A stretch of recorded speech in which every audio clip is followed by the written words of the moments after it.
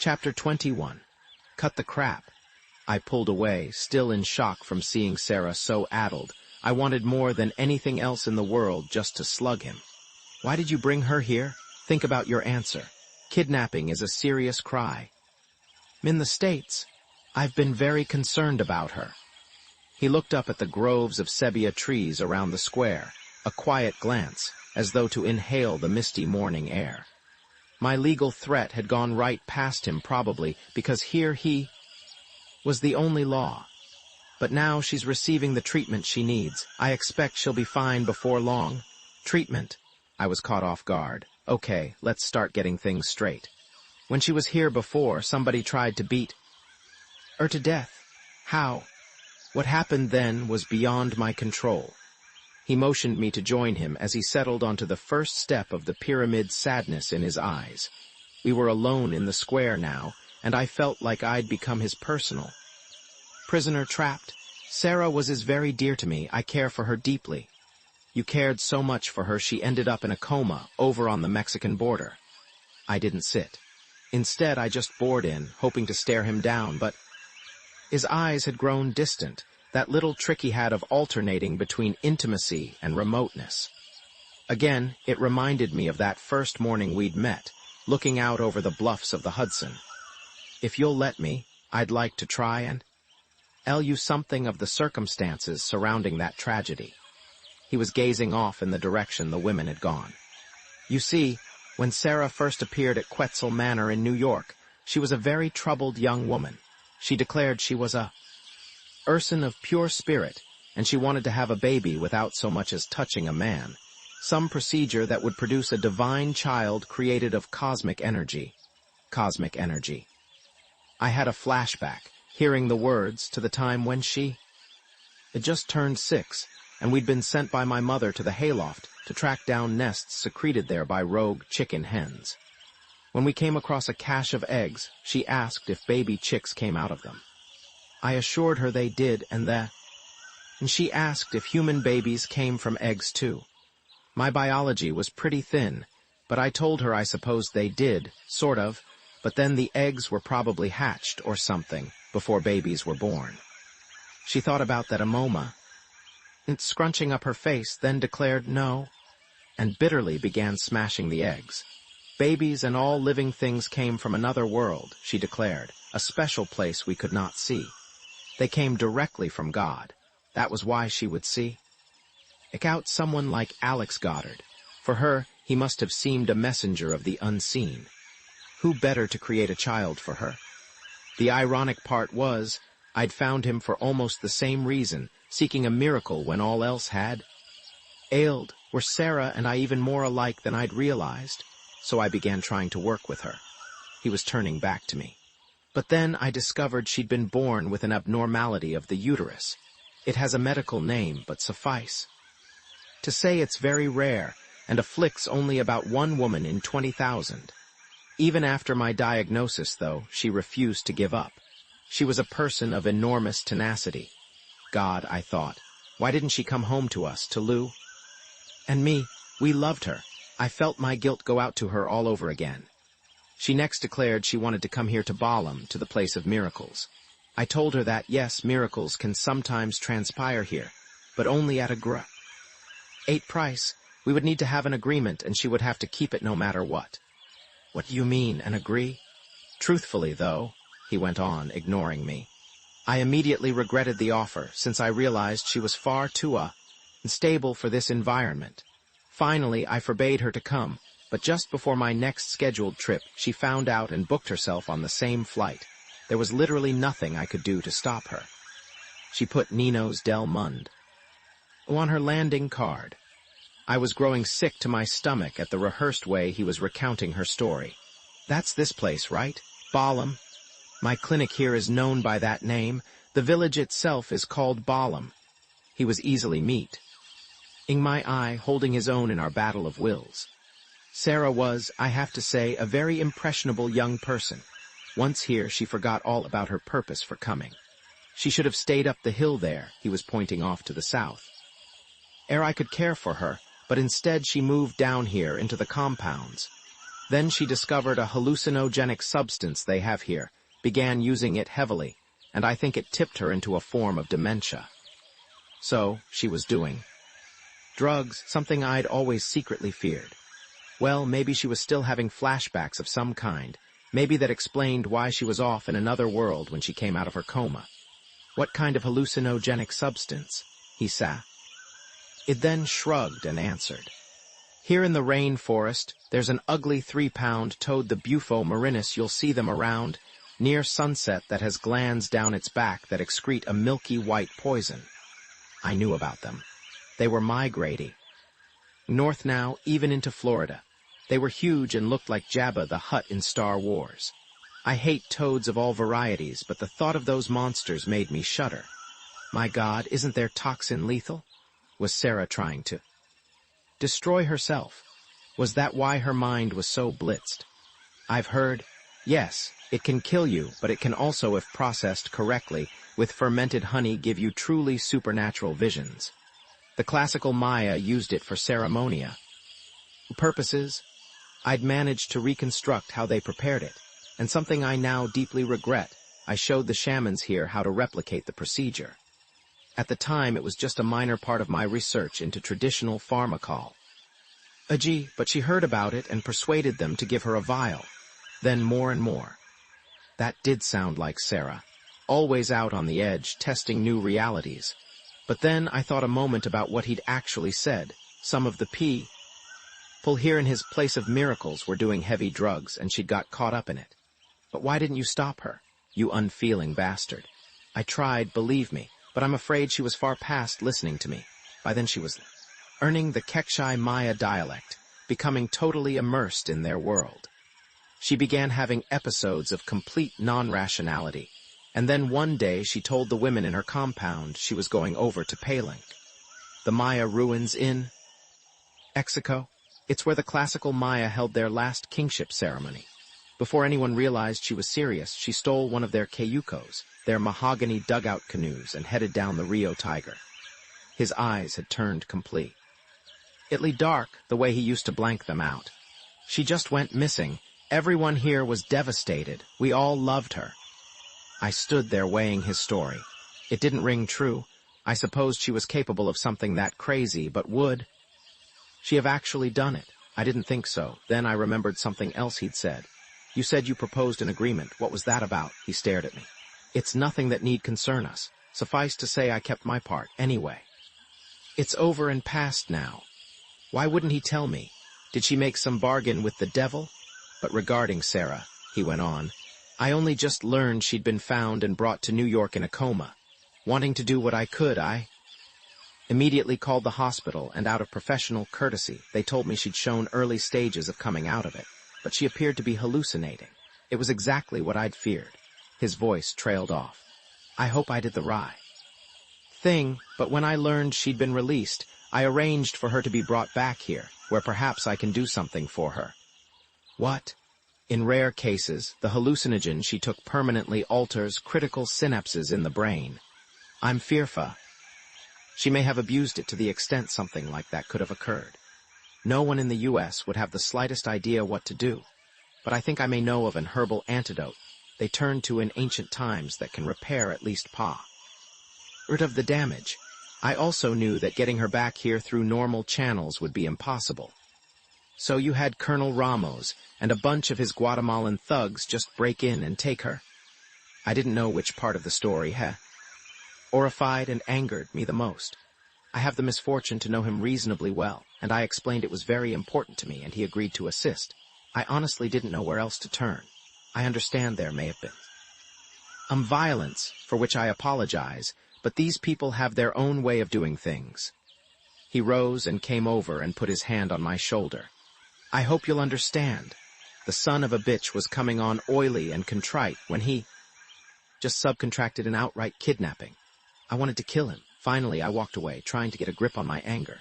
You know, that bastard also broke into my apartment and stole a reel of a picture I'm shooting. I turned back. I've also got a strong feeling he's the one who just threatened one of the women I filmed. Well, if that happened, then let me say welcome to the paranoid harassment of the Guatemalan High Command. He sighed against the morning. Sound of birds chirping all around us. Unfortunately, I gather they've assumed you're documenting the operations of Children of Light in some way, doing a movie. His eyes drifted off into space as though seeking a refuge. You see, a project up here in the Piton is to carry out pharmaceutical research with as few distractions as possible. But in Guatemala City, I have what is, in effect, a hospice for girls in trouble, which is also called Niños del Ma. Though, by the way, that's connected with my U.S. adoption service, Children of Light. However, anytime Niños del Mundo takes in an orphaned or abandoned infant and tries to provide it with a loving home through adoption in the States, government here always threatens to hold up the paperwork if I don't give a bribe, what they call an expediting fee. So if you were to probe too deeply, let me just say, it's not something they'd care to see lead off 60 Minutes. It sounded like more BS, but I couldn't prove that. Yet, well, why don't you just clear that up and then I'll take Sarah, but I've only now initiated her treatment. Surely you want to give it a chance. I looked out at the rainforest. This was the place she'd come to once, and though I'd never admit it to Alex Goddard, it was the place she'd announced she wanted to return to. But something devastating had happened to her mind here. What should I do? The fact was, I didn't trust Alex Goddard any farther than I could throw him. I had to get Sarah and get us both out of here as soon as possible, though that meant I'd have to neutralize him and the army, and then use my limited American dollars to buy our way back to Guatemala City. But come. He turned his gaze toward the south. Let me show you the thing I'm proudest of here. It's just up there. He was pointing toward a dense section of the rainforest in the opposite direction from the river and up a steep incline. I couldn't see anything but trees, but then I still had the feeling I'd stepped through the looking glass and found Sarah trapped there. The next thing I knew, we were on an uphill forest trail, headed due south. I think it's time you told me what's going on back there in the village, I said. What was it about this place that had seized such a claim on Sarah's mind? Balam is difficult to explain to someone encountering it for the first time. He paused. Much of it is so, I think I can handle it. You have every right to know, but I don't really know where to start. How about the beginning? Why was he being so ambiguous? Very well. He was taking out a pair of gray sunglasses, as though to gain time. It actually goes back about 10 years ago, when I was prospecting for rainforest plants up here in the Piton, and accidentally stumbled across this isolated village, which clearly had been here since classical times. I immediately noticed a huge mound of dirt everybody said was haunted by the old ones, and I knew right away it had to be a buried pyramid. They're more common down here than you'd think. So I struck a bargain with the village elders and acquired the site. But after I unearthed it and began the restoration, I became inspired with a vision. One day I found myself offering to restore anything else they could find, which eventually included, by the way, a magnificent old steam bath in exchange for which they would help me by undertaking a grand experiment, a return to their traditional way of life. So you deliberately closed them off to the modern world. It told me Alex Goddard could control a Mayan village just as he controlled everything else he touched. It also confirmed he had a weakness for the grandiose gesture. Would a time come when I could exploit that? I told them that together. He would try to recreate the time of their glory, and perhaps in so doing, we could also rediscover its long-lost spirit and wisdom. On the practical side, they would help me by bringing me the rare plants I needed to try and rediscover the lost Native American pharmacologies, and in return, I would build them a clinic where families can come for modern pediatric and public health services. So Balam became a project we share together. I call it a miracle. That still didn't begin to explain why it felt so eerie. Something else was going on just under the surface. What was he really doing here? Then the path uphill abruptly opened onto a clearing in which sat a large two-story building. Its color a dazzling white, most likely plaster over cinder block, with a thatch roof and a wide, ornate mahogany door at the front. The building was nestled in a grove of trees whose vines and tendrils had embraced it so thoroughly. There was no telling how far it extended back into the forest. There also was a parking lot, paved and fed by a well-maintained gravel road leading south. Seeing it, I felt an immediate wave of relief. Even better, the lot itself contained half a dozen well-worn pickup trucks, while sunburned men were lounging in the shade of a nearby tree and smoking cigarettes. They were not from Balaam. They wore machine-made clothes, and they were speaking Spanish, unlike the men in Loing. Cloths down in the village? Yes, that's how I can get us out of here. A few dollars parked there also was a tan Humvee, the ultimate all-road vehicle, which I assumed belonged to Alex Goddard. Maybe I should just try to steal it. As we passed through the door and into the vestibule of the building, I glimpsed a cluster of Maya women and children crowded into a brilliantly lit reception area. Goddard smiled and waved at them, and several nodded back, timorously and with enormous reverence.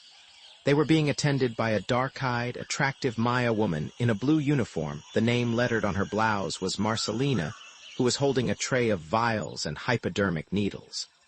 She was pure indigena, Alla, 5 feet tall, with broad cheekbones and deep-set penetrating eyes. Unlike the other women in the room, however, there was no air of resignation about her. She was full of authority, a palpable inner fire. One of my most successful programs here, he nodded a greeting to her, is to provide free vaccinations and general health resources for the villages in this part of the Peton Department. I thought UZ already had public health projects in Guatemala. It deeply depressed me. They all looked so poignant, the women with their shabby huipils and lined faces, the children even more disheartening, sad waifs with runny noses and watery eyes, which confirmed again that they'd come in the pickups. Parked outside, driven here by the men, I had 600 cash in dollars. I could just buy one of those worn-out junkers for that. Alex Goddard glanced around, as though reluctant to respond in the presence of all the Maya. You saw, though, the security guards down there just now. They're nothing but boys with guns, recruits kidnapped by the government on market day and pressed into the army. They're all around here. The powers that be in Guatemala City are very threatened in what I'm achieving, so they've got these army kids hanging around, keeping an eye on me. They also hate the fact I can provide health services better than they can. But to answer your question, most of the AID money gets soaked up by the bureaucracy in Guatemala City, so the people up here have learned to rely on me. The army, however, despises me and everything I'm doing. What a load of BS. You just admitted you had an inside track with Colonel LV. No Ramos. Anybody can see Children of Light or Nino's Del Mundo, or whatever the hell other aliases you use, is thick as thieves with the Guatemalan armed forces. Don't insult my intelligence. It just makes me furious. I turned to Marcelina. She'd begun passing out hard sugar candies to the mesmerized children, showing them how to remove the cellophane before putting them into their mouths. Though she was pure Maya, she looked educated. I instinctively liked her. Maybe she could tell me what was really going on here. Do you speak English? Yes. She was gazing at me with a blend of curiosity and concern. If I've got a procedure scheduled shortly, Goddard interjected, urging, eon down the tiled hallway. But I need to take a moment and recharge. Come with me and we can talk some more. Near the end of the hall, we entered a spacious, country-style kitchen. He walked over and opened the refrigerator. Air for a little something to eat? He looked back, speckled white hair swinging across his shoulders as his ponytail came loose. I had Marcelina whip up some gazpacho last night, and I see there's some left. It's my own secret recipe. Special herbs from around here. It's good and good for you. I'm not hungry. It wasn't true. I was growing ravenous, but I was repressing the feeling because of everything else that was going on. His village was holding back its secrets. And now his clinic of miracles also felt suspiciously wrong. I'd seen plenty of rural public health operations in developing countries, and this setup was far too big and fancy. The whole thing didn't begin to compute. As you like. He gave an absent shrug. I looked around and noticed that just off the kitchen was another space, which was, I realized, his private dining room. There was a rustic table in the center that looked like it had been carved from the trunk of a Urgsebia tree. I walked in, and moments later he followed carrying a tray with 2 calabash bowls of gazpacho and some crusty bread, in case you change your mind and decide to join me. He placed a bowl opposite where he was planning to sit. Like I said, there are unusual herbs around here with flavors you've never dreamed of. He began eating, while behind him I glimpsed Marcelina moving down the hall, carrying more trays of vaccine and headed out toward the vestibule again. I had to find a way to talk to her. As I settled into the rickety chair that faced my plate, I glanced down and saw a red lumpy mixture with a spray of indefinable green specks across the top like a scattering of jungle stars.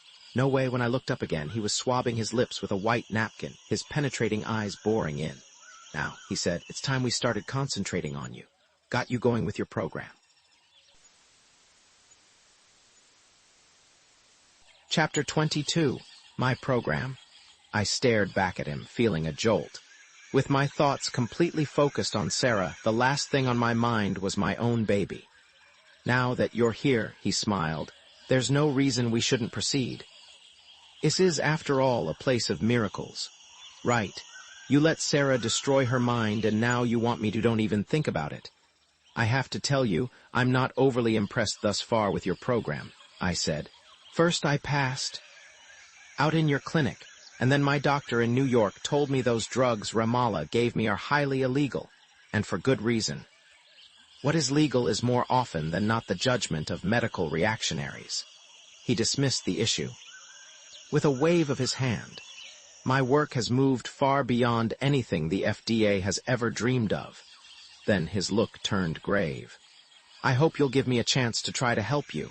I've been giving your case a lot of thought since our first examination about what we should do.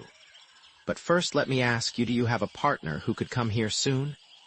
Okay, maybe the thing to do was appear to play along for a while, move under his radar, and then get Sarah and Splo.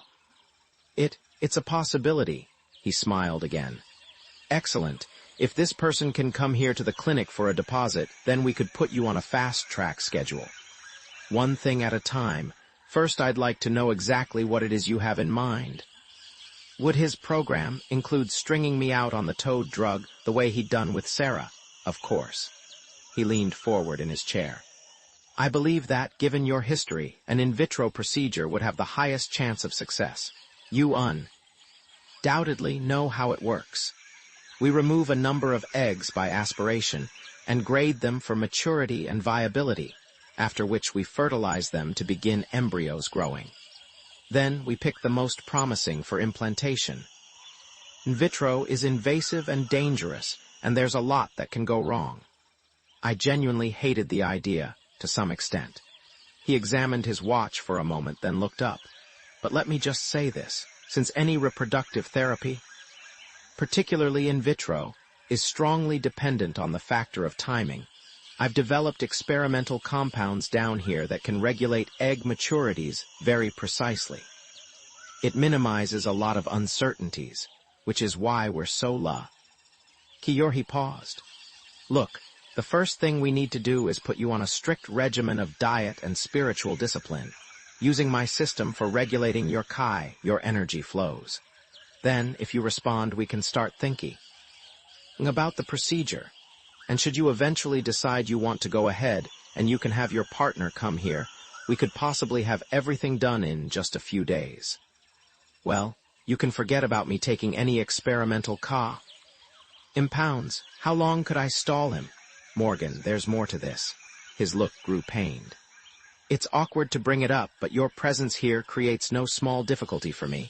I told you certain people in the military high command have concerns about the film you're making. And then the next thing they know, you show up here. It's just going to heighten their paranoia. But if I can convince them you're here for fertility treatment in any case, it's important that nothing you or I do is at odds with that presumption. I hope it's true, but even if you chose to forego it, I still need to put you on my normal regimen. You understand? That's baloney. Somebody had me brought to Balam. Whoever did. It knows full well why I'm here. The problem is I still don't know what they really want. Well, you can say I've come to take Sarah home, I told him. That seems reason enough. The other story is simpler to explain. He took a last bay. I'd have gazpacho, then rested his pewter spoon on the table. Take my word for it. And what if I don't choose to go along with this charade? We would both be in jeopardy. They're entirely capable of things I'd rather not have to elaborate. I sat there, feeling a chill envelop the room. How was I going to get out of this place? By the way, a while ago Sarah mentioned something about a ceremony. What's that? It's a special time here. His gaze shifted to the ceiling. In fact, it's supposed to take place in 3 days, but the army has informed me it has to be 2 days from now. That's the day they rotate the troops here, so there'll be double strength. But why do they need? Things can get a bit frenzied. He smiled, though he seemed to be embarrassed. However, the people will love the fact you're here to share it with them. Did he say frenzied? My mind immediately flashed on the Aztec rituals of ripping out beating hearts, but the Maya didn't go to that extreme, at least so far as I knew. Once again, though, I had the feeling I was only hearing what he wanted me to know, not the whole truth. It felt like a chess game where I didn't know the location of all the pieces or half. They could move. Tell you what. He was getting up, turning toward the hall. Why don't you let me show you around the clinic?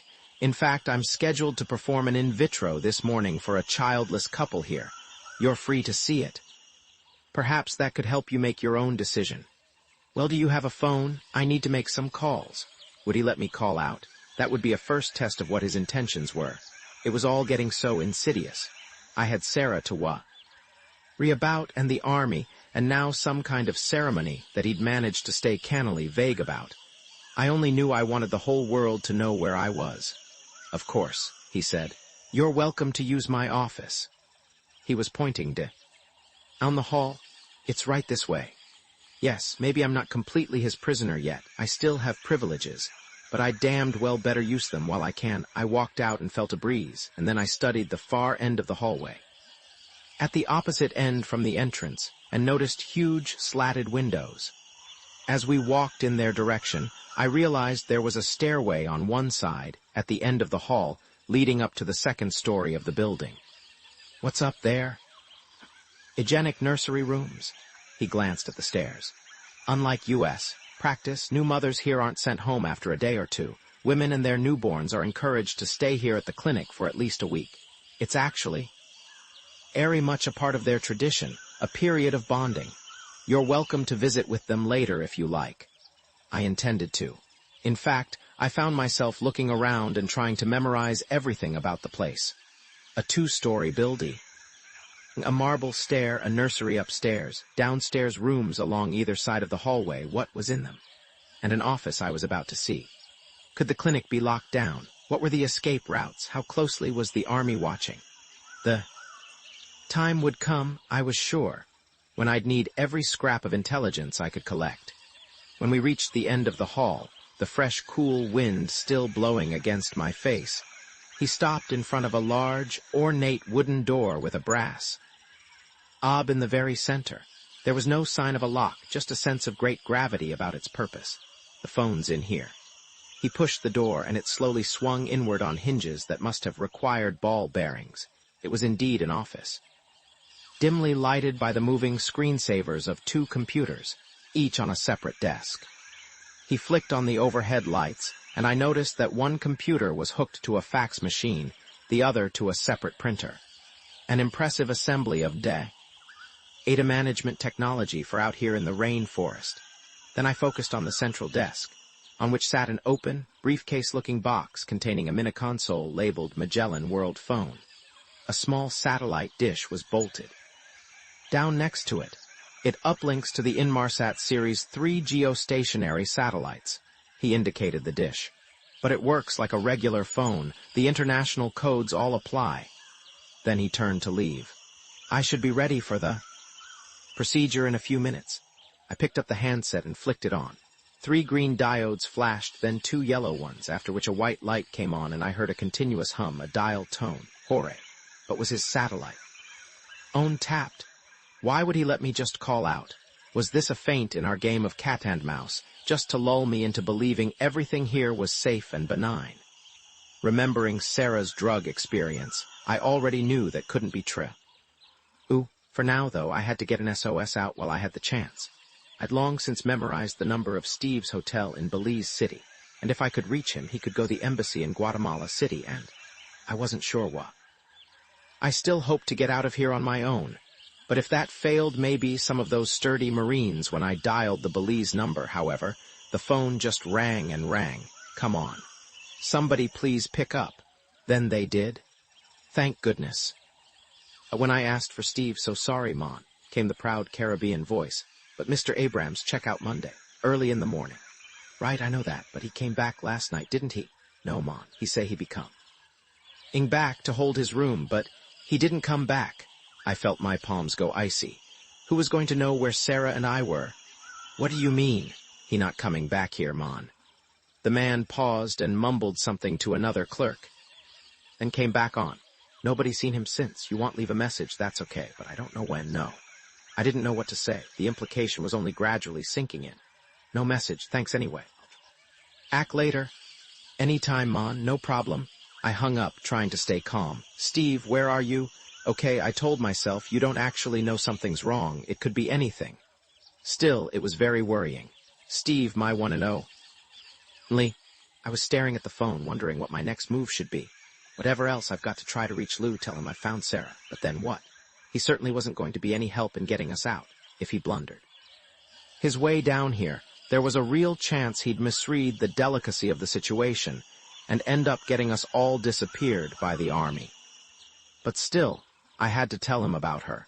I picked up the handset again, keyed in the U.S. country, and tried the number for his place in Soho. He'd said he was going to be released from St. Vincent's today, so maybe he was home by now.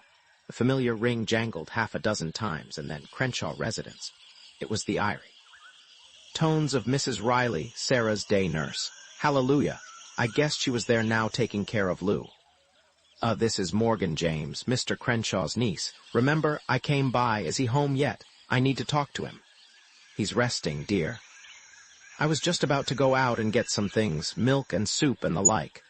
So dare I ask, how is he? He's weak, but I think he's going to be fine, if people will just let him be. Look, I hate to bother him, but it's an emergency. I'm calling from Guatemala. Oh, I truly don't know if he's awake, dear. He was napping a while ago. Could you go and see, please, and take the phone? Just a minute. She sounded reluctant, but I could hear her movements as she shuffled across the loft. I listened, wondering how long Alex Goddard was going to be away, and then a moment later, yeah. There was a rustle as Lou got a grip on his cordless. Morgan, is that you? Where the hell are you now?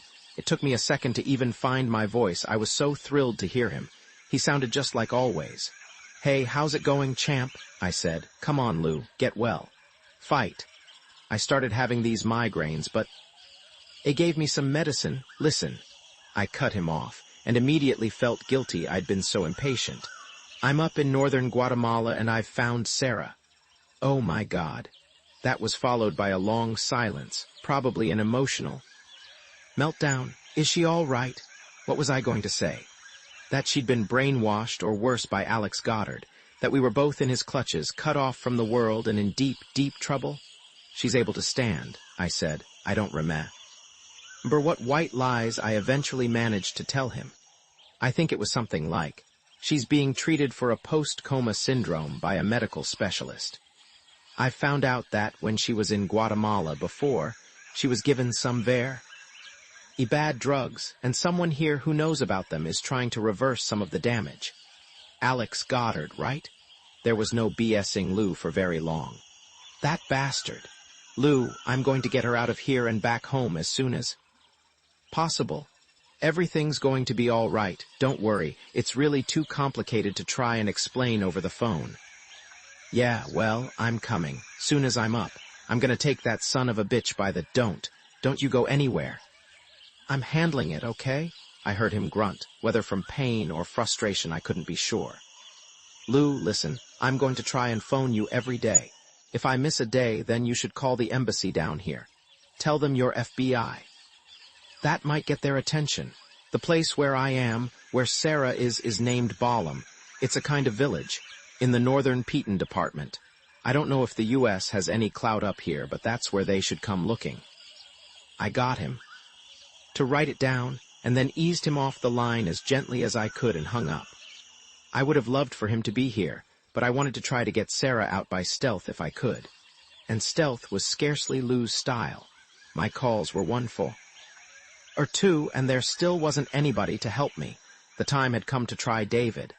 I was having the glimmerings of a new strategy.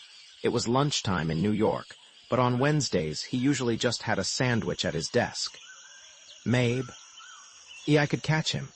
Hello, declared the British female voice he'd put on his machine, hoping it would sound like he had a classy secretary. You've reached the office of David Roth, president of AppleCore Productions. We're sorry, Mr. Ra.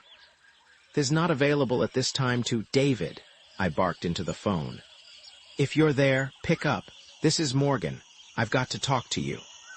While the announcement kept running, noises erupted outside in the hall, voices and a clicking sound as though something was being rolled along the tile floor. Shit, was Alex Goddard about to walk in? My mouth went dry. Come on, David, I know you're there, hiding variety with a tuna salad on rye extra pickle. Dr. Brown's celery. Oda, David, damn it, pick up. I said it quieter this time, but I could feel my heart pounding. This is an emergency. Morgie, don't, he yelled as I heard the receiver being lifted. Jesus, I just walked in from the deli. Listen. Thank God it's you. Drop whatever the hell you're not doing and get your butt in here. Jerry Riener called, you know, the Orion distribution deal, and he wants a rough cut of Baby Love Yesterday, so he can pitch it to the suits on the fifth floor. We could be staring at financial success here. I hope you can handle the vulgarity of that. David, you're not going to believe where I am, I began, working out my game plan as I went along, trying to sound cool and roll my racing pulse. I'm in northern Guatemala, at a place that would make a terrific feature. It's like a Maya theme park, deep in the rainforest, but it's real. I want you to contact the embassy and get them to grease the way for my crew to come here. This is too good to pass up. I thought about the costs and then added, at least one camera and sound. One sure way to get Sarah out was to blow the place open to the world. Where are you again? I gave him a glowing trailer of the Williamsburg-like qualities of Balam, a beautiful, exciting recreation of times gone by that out Disney. The cable channels would be bidding for the footage. Hey, look, all things in time. He wasn't buying. I'm talking an actual deal here. You know, money? Fuck the jungle wonderland. You've got exactly one more day down there on the Tarzan set, or wherever the hell it is, and then I'm gonna start finishing final cut on this damned picture, mice. Elf, don't make me have to do that, Morgie. This is not a drill. Nicky Russo came by again yesterday. He's fully prepared to call our note and impound your original negative. It's here under lock and key, but we've got to get this project in the can and sold. You touch a frame of my movie and I won't be responsible for my actions. God, he was missing my SOS. David, do one thing for me, please. I can't tell you how important it is. I haven't explained everything. This situation it's very threatening. I need you to at least call the embassy down here and see if they'll send somebody. The army's all over the place, and a loud noise intervened, followed by complete, absolute silence. The diodes on the panel all began flashing yellow. Shit. Had Alex Goddard been listening in and decided to cut me off before I could get word to the embassy, I slammed the box and went for the usual maneuver. I cut the connection, and tried again, but nothing. Again, and still nothing. My hands were trembling. I just lost contact with the outside world. I was completely isolated in the middle of nowhere. How convenient. Alex Goddard let me tell a couple of Pete. Well, I was physically okay, and then he blocked the line. I exhaled, settled into the padded chair next to the computers, and tried to think. David, why wouldn't you listen? He was so excited he'd completely ignored my distress. Signal. Nobody was going to come and help me get out of here. I gazed around the room, wondering what to do next. Was there another phone, a radio, a box of flares, for God's sake? That was when I spotted the outlines of another door. Why hadn't I noticed it sooner? This one steel, there on the left. Alex Goddard might walk in any second now, but I had to try to learn everything I could as fast as I could. What was going on besides what was going on? Alert for any new sounds from outside. I quickly went over and tried the knob. It was locked tight. Figured. Now I really wanted to know what was in there. When I glanced around the office, I noticed a ring of keys on the desk. Could he have forgotten them? Or important, would I blow everything if he caught me snooping? In spite of his attempt at a cool veneer, he might go ballistic. I made a snap decision. Take the chance and give them a try. My hands were so moist I had trouble holding the slippery keys, but finally I managed to shove in the first one. It went in, but nothing would turn. Come on. I managed to wiggle the next one in, my hand trembling now, but again the knob wouldn't budge. Footsteps outside marched up to the door, and I stopped breathing, but then they moved on. Hurry. I was rapidly losing hope when the fifth one slipped in and the knob turned. Yes, taking a deep breath and working on a story in case Alex Goddard walked in, I clicked a lock and eased the door inward just enough to look inside. Hello, what's this? The space was a fully equipped medical research lab. The lights were off, but like the office, it was illuminated by the glow of several CRT screens stationed above a long lab bench. There also was a large machine, probably a gas chromatograph, with its own screen, flanked by rows of test tubes. Finally, there was a large electronic microscope complete with video screen. And medical thing stood out, though. There in the middle of the workbench was a 2-foot-high bronze dancing Shiva presiding over whatever was going on. It was breathtakingly beautiful. So what was the Lord of the Dance giving his blessing to? Time to try and find out. Now clanking noises were filtering in from out in the hall, along with the pounding of heavy boots, and my pulse jumped again. Was the army coming to drag me away? Just go in. Do it. The CRT screens were attached to black metal containers, their doors closed, that all were connected to a power supply, doubtless to maintain some temperature. It looked like Goddard was incubating something in a carefully controlled environment. The whole arrangement was fair. He carefully organized and laid out. Finally, I noticed a row of large steel jugs, 6 in all, near the back and covered with a sheet of black plastic, thin like a wrap. What could they be? Some kind of special gas for use in the lab? Voices in Spanish drifted in from the hallway. A woman and a man were arguing about something. Okay, get out of here. Come back and check this out when nobody's around. I stepped back into the office, clicked off the thumb latch on the door so wouldn't lock, and closed it. I realized I was pouring sweat. What next? Well, see if the phone's working again and try calling the Camino Real and see if Steve's come back there for some reason, maybe a change in plans. It would be a long shot, but still my hand was shaking as I opened up the phone case. Thank God the diodes were all quiet. Maybe the steel door had closed only moments before swung open and Alex Goddard walked through. Did he realize I'd left it unlocked? How did he get in there? Was there another door?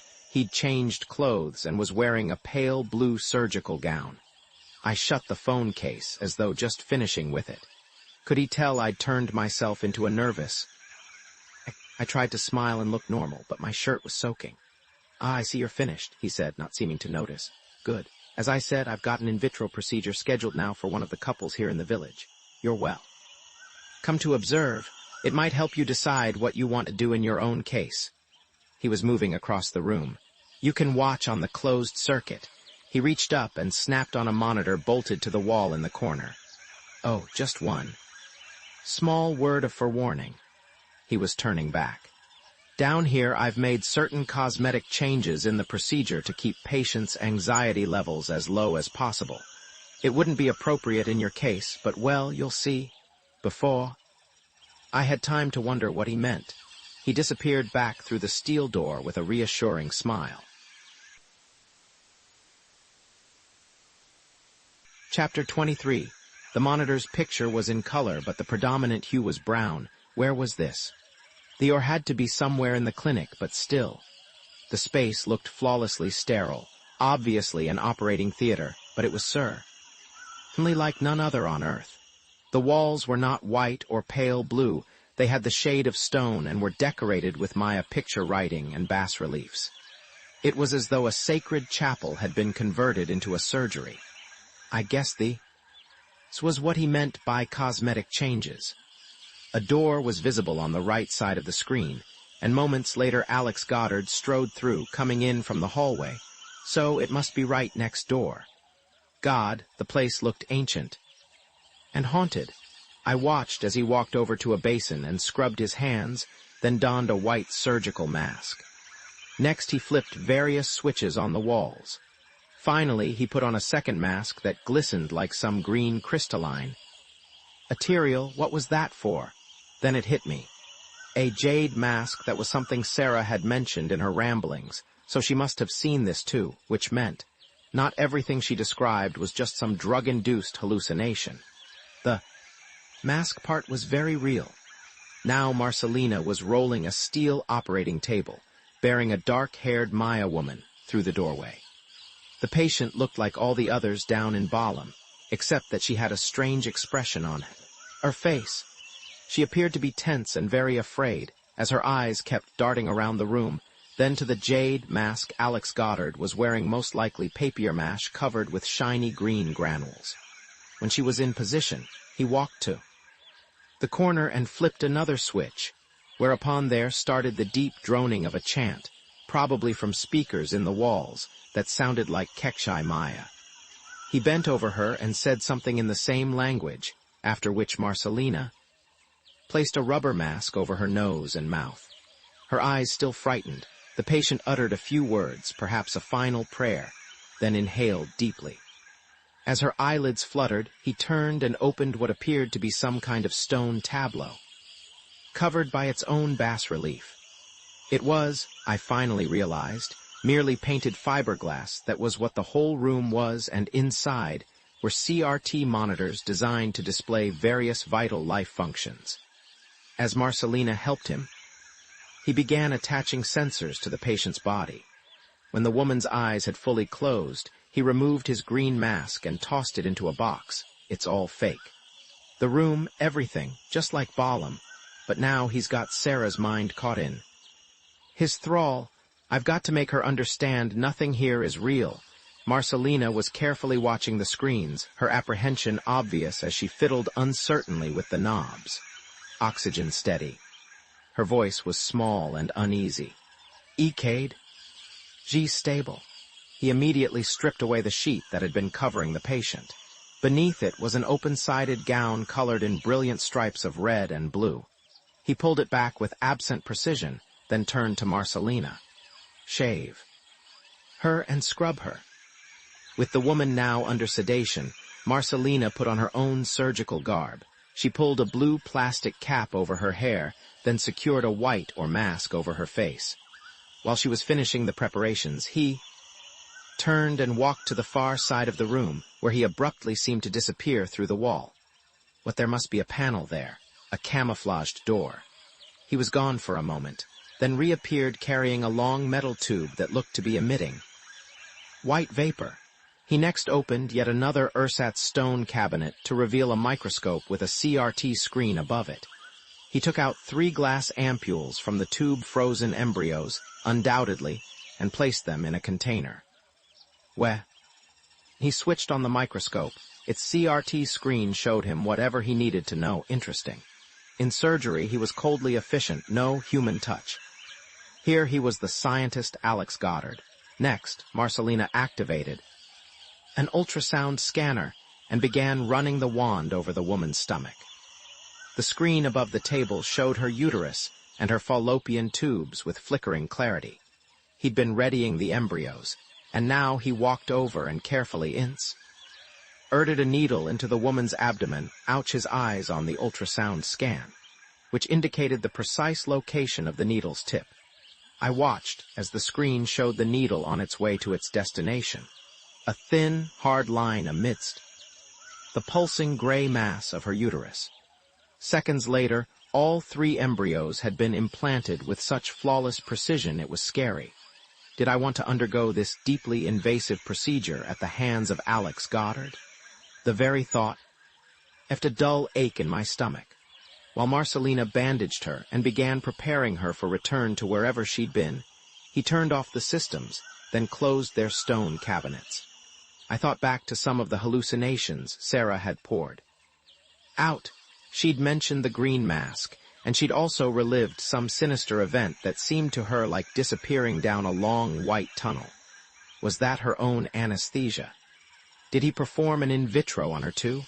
I jumped as I heard the thump, bump sound of the operating table being rolled out of the oar and back down the hall. For some reason, I thought of the sound of fate knocking on the door, like death coming to take Don Giovanni. Did Alex Goddard have plans? Take me, only with drugs and medical sleight of hand. It wasn't going to happen. I switched off the monitor and turned to stare at the computers. Why were they here in this place of miracles? What did they hold? Maybe that was where I should be.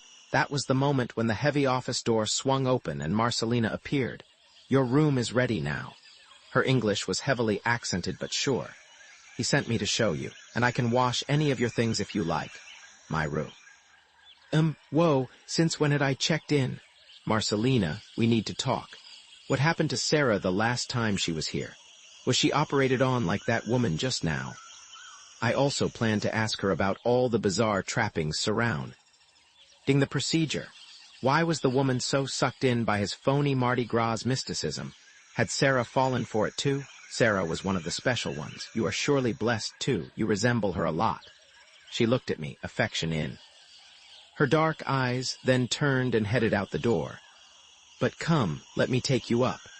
Of course I resembled her, she was my cousin, but so what?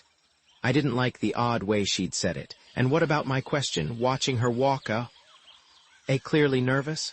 I realized this was the moment I'd been dreading when I had to make a decision about how far to play along with Alex Goddard. Steve couldn't be reached yet, but I still might be able to handle the situation. My own. The first thing to do was to get down to Sarah and talk some sense into her. Then I had to arrange for a way to get us both out, so probably the best way to accomplish that was to go along with my own medical charade for a few more hours to give me time to scout the scene and come up with a plan. A room would be a base to operate from. Still, I was feeling plenty of trepidation as we ascended the marble steps to the second floor, which had a long, repeated hallway with doors along each side. Then, when we started down the hall, I caught the sound of a baby crying. What's this floor for? I remembered Alex Goddard had claimed it was to provide a postpartum bonding period, but I wanted to confirm that with my own eyes. This is the recovery ward and nursery. Here, let me show you. She paused and pushed open the door nearest us. I looked in to see a Mayan woman resting on a high hospital bed and wearing a its shift with an ornate wicker cradle, wide and deep, next to her. Marcelina smiled and said something to her that sounded like an apology for the intrusion. The room was lit only by candles, but I did make out how oddly the woman stared at me as though she was seeing a spirit. Why was that? Because I was a gringa here in the middle of the forest, but it seemed something more. The birth of a child is a sacred thing for us. Marcelina was discreetly closing the door. Again. When a woman carries a child, she will take walks to the milpas, to the river, to the orchards, just so her little one can be in its world. Then, after her baby is born, our tradition holds that she should be alone with it for a week and a day, so their life's breath can become one. I could sense her heart was deeply entwined with the people here at Balam. Marcelina, how long have? Well, what do you think? Said a voice. I looked around to see Alex Goddard umming up the stairs behind us, and my anger welled up again. Everything about him was just too manipulating. He'd changed back to his black sweatshirt and jeans and was carrying a tray. The costume event was over. In an instant, Lena slipped quietly around him and headed back down the stairs, almost like a rabbit startled by a fox. He smiled and moved past me. All those trappings just now, the fake green mask. I decided to challenge him head on. Start forcing him to show his hand. What's? Merely a little harmless theater. He looked back. The forest Maya like to think they're being ministered to by a shaman. Then he indicated I should follow him. By the way, in case you get hungry, I brought you something you can have in your room if you like. Then you can make yourself at home and rest a bit. Hold on. I was being given the illusion of freedom, but in reality I was nothing more than his prisoner. That next to your office. The steel door. What's in? That's the heart of Balaam, pride in his voice. The real reason I'm here. You mean drug research, he nodded. Did you know the Central American rainforest easily contains 100,000 plant species? Over half of all pharmaceutical drugs are derived from plants. Yet less than 1% of those here have been tested for pharmacological potential. Still, the old shamans and midwives all know of herbs. They claim can cure everything from menstrual cramps to cancer. He smiled. They also know which ones have powerful contraceptive properties, which is particularly helpful in my primary study, fertility and fetal viability. I take the specimens they bring and perform a rough screening in the lab to determine if they're actually pharmacologically active. If they do test positive, I then examine their effect on the blastocyst, the early form of embryonic cell formed just after fertilization, to see whether they affect cell division and viability, and the miscarriage rate here is very low. So some of these plants, his voice trailed off as he pushed open the door of a suite at the end of the hall. It had a stone floor, a simple bed, and through the slatted windows the light of midday filtered through, along with the bird calls of the rainforest. Any other time and place, I'd have felt like I was staying at a rustic nature retreat. But this wasn't. Some other time and place. And what about Steve? Where was he? Maybe he was somewhere worse. Thinking about him, I was startled to hear myself say incidentally, I found out the man I've been trying to have a baby with didn't show up at his hotel in Belize last night. He was driving there from Guatemala City. I'm very worried. I keep hearing about how people get disappeared in this country. Could his name be Steve Abrams? Goddard turned back, still holding a tray. It was a moment that stopped my heart. For a second I wasn't even able to speak. How did you know? I finally managed to say. I never mentioned. That's the name they gave me. I received a call this morning from Guatemala. A city. From Colonel Ramos's office, in fact. As you might suppose, he's well aware you're here, and he said you were seen dining night before last at a downtown restaurant with a man by that name. They think he's in the country because of you, and they're trying to locate him. I felt the life go entirely out of me. My God, what was going on? Steve was now the subject of a manhunt in a police state. Did he even know? I told them you were here for purely medical reason. He sighed with frustration. And that they were being irrationally paranoid, but so they don't actually know where he is, right? I was still trying to breathe. As of this morning, if they did, they wouldn't have called up here. He walked over and set the tray down on a rustic table next to the bed. I wouldn't worry too much about it. He's committed no crime. They just want to make sure you realize your presence has not gone unnoticed.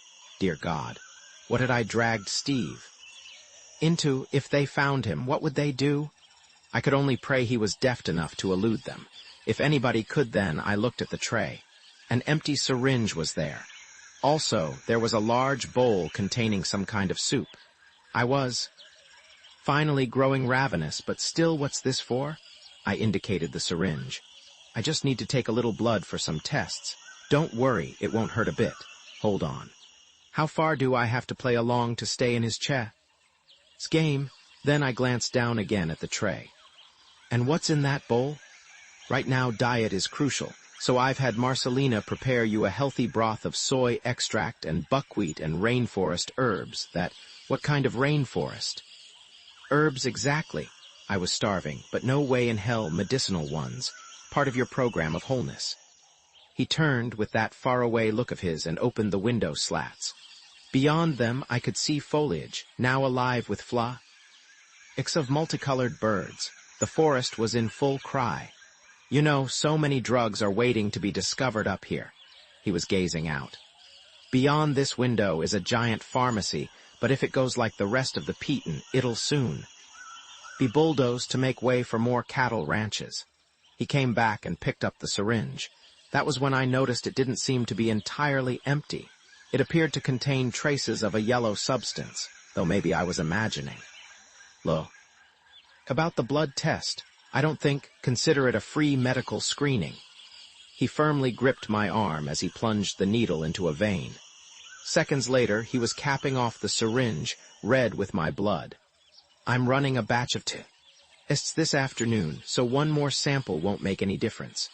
While he swabbed my arm with alcohol, I looked down again at the bowl of broth he'd brought. Forget about it. I'd find something in the kitchen later. I want to go and see Sarah. Get started immediately. Push and maybe I could catch him off guard.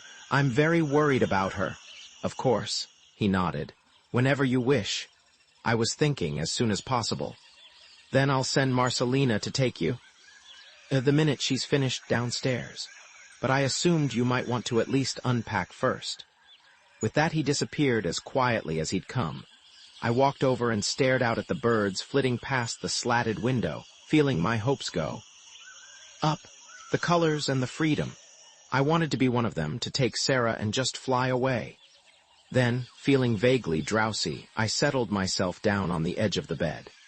The next thing I knew, though, the chaotic music of the birds had begun to sound amplified as though they were swirling down a long, echoing hallway. In spite of myself, I felt my consciousness begin to drift. Shit, that needle he just slammed into my arm. It wasn't to take blood, you idiot.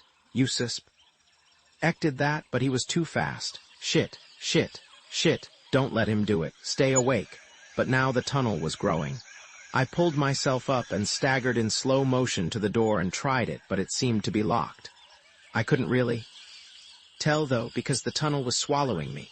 No. I banged my head against the door, hoping the pain would bring me back, but the room just swirled even more. The tunnel. Now it was all around me, shadowy and dim. I thought I'd glimpse Sarah at the end of it, wearing a white shift, beckoning me. But when I reached out for her to take us away, all I could touch was empty mist. Chapter 24. I'm on a bed, in a dreamscape room enveloped in pastel fog, watching a Melania butterfly the size of a man pump his massive orange and black wings above me. His voice is mellifluous, hypnotic, and I feel the soft wind of his wings against my face, cooling, scented, enveloping. It is the softness of eternal peace. Your body is a realm of fertility, he is saying, his tones echoing in the shadowy haze around me, sonorous and caring. You are special. Then, iridescent blues and purples shimmering off his wings, his face evolves into the orange and black mask of a jaguar. You are one of the special ones. Together we will create life. Did he say special? Marcelina said I was Sarah now, his eyes are boring in, and I'm thinking of the Chinese am I human, dreaming I'm a butterfly, or am I a butterfly dreaming I'm human? As he moves over me, the rest of his butterfly form disappears, and he's become a lie. Jaguar whose lips are touching mine. The sheet over me melts into my skin as the soft, spotted fur of his underbelly presses onto me. And his face has turned even more feline and sensuous, with dark eyes that look directly through me. I can feel his whiskers against me as he sniffs down my body, then explores my groin with his probing tongue. Before I realize what's happening, his thighs press against mine, and he knowingly insinuates himself into me. It all happens so naturally and effortlessly, I see only an intense twitch of his animal ears, erect and directed toward me, as he enfolds me completely, his hot male breath urgent. As he grinds his thighs against mine, he emits growls low in his throat, then nips lightly and lovingly at my cheek, his pale fangs benign and delicious. I cling to him, bathed in sweat, falling into him, wanting him, but now he's changing. My God, no, his face is becoming a jade mask with eyes that burn a fiery red, a spirit of evil. He's plunging something deep into me, metal, cold, and cutting. Far inside reaching, while my mind fights through the waves of pain that coursed it. On my lower body, I struggle back, but my arms just pass through empty air. Stop.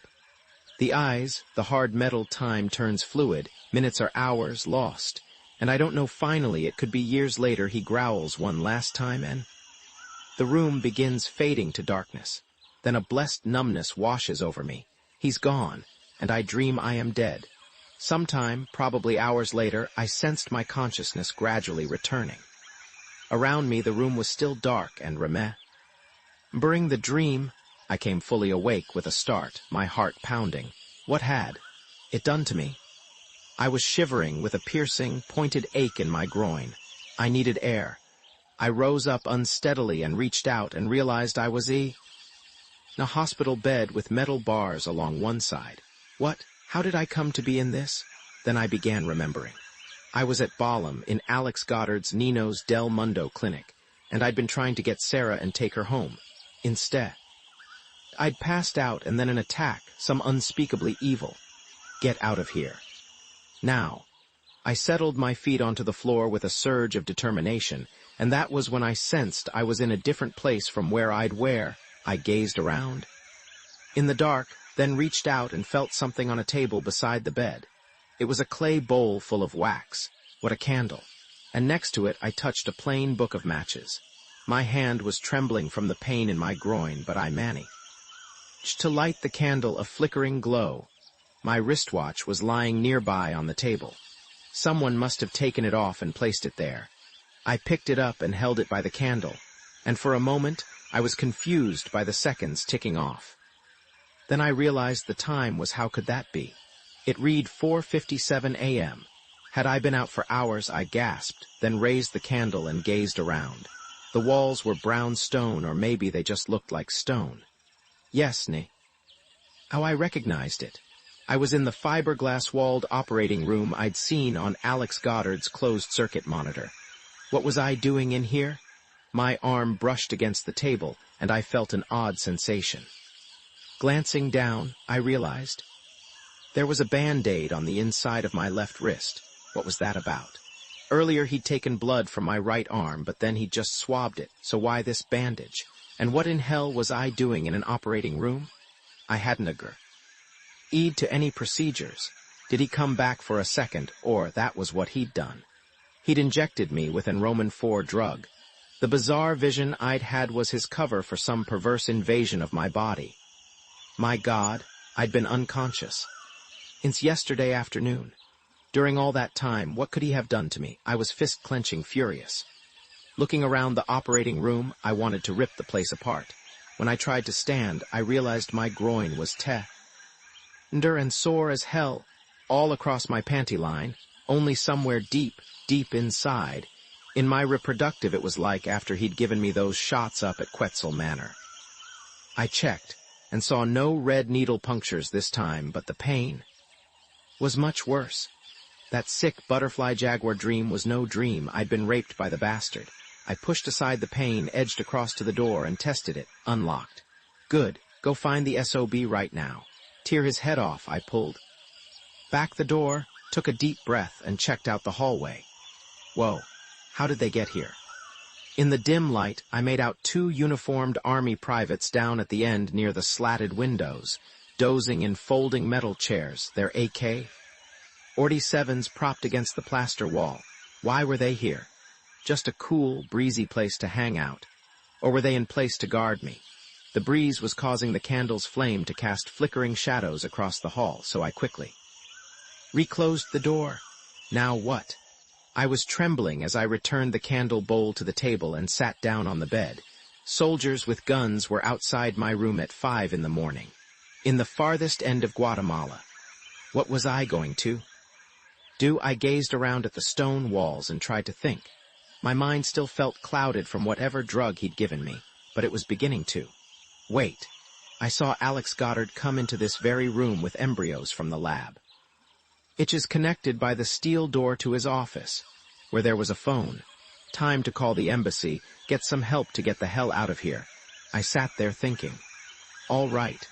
I'd need to wait an hour or so now. I'd get some low-level flunkies with the graveyard shift, but there was something I was damned well going to do immediately.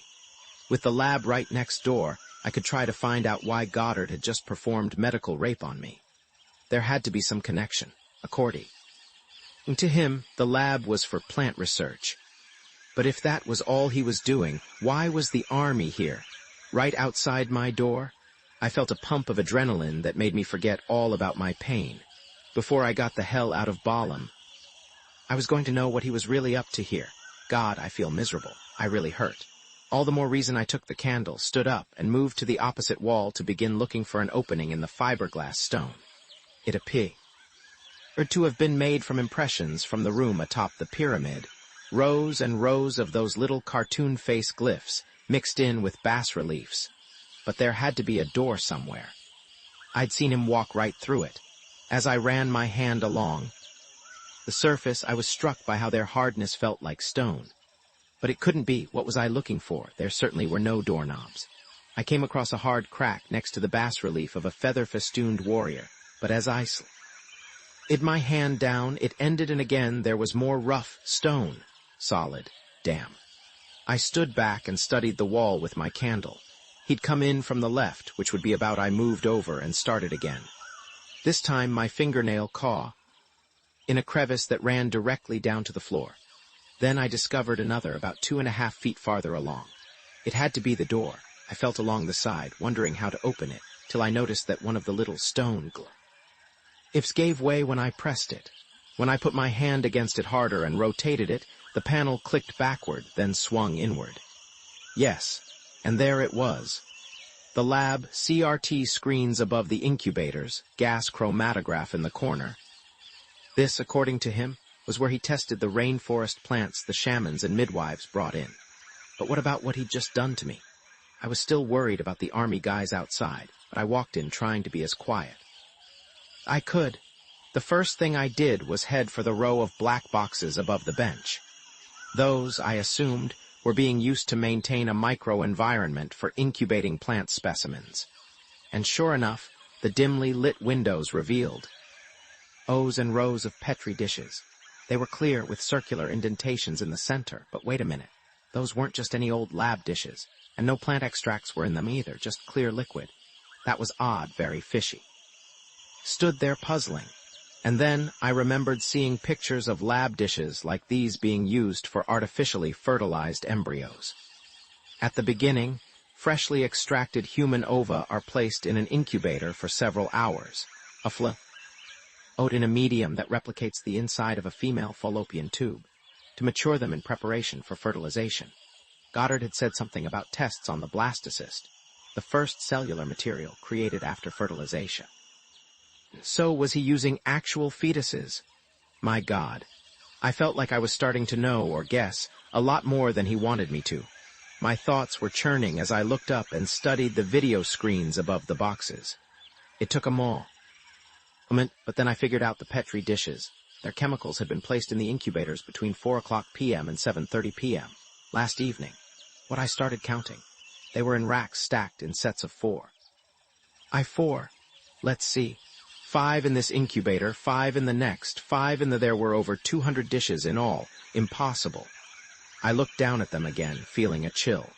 Nothing seemed to be in them yet, at least as far as I could tell. But then human eggs are microscopic.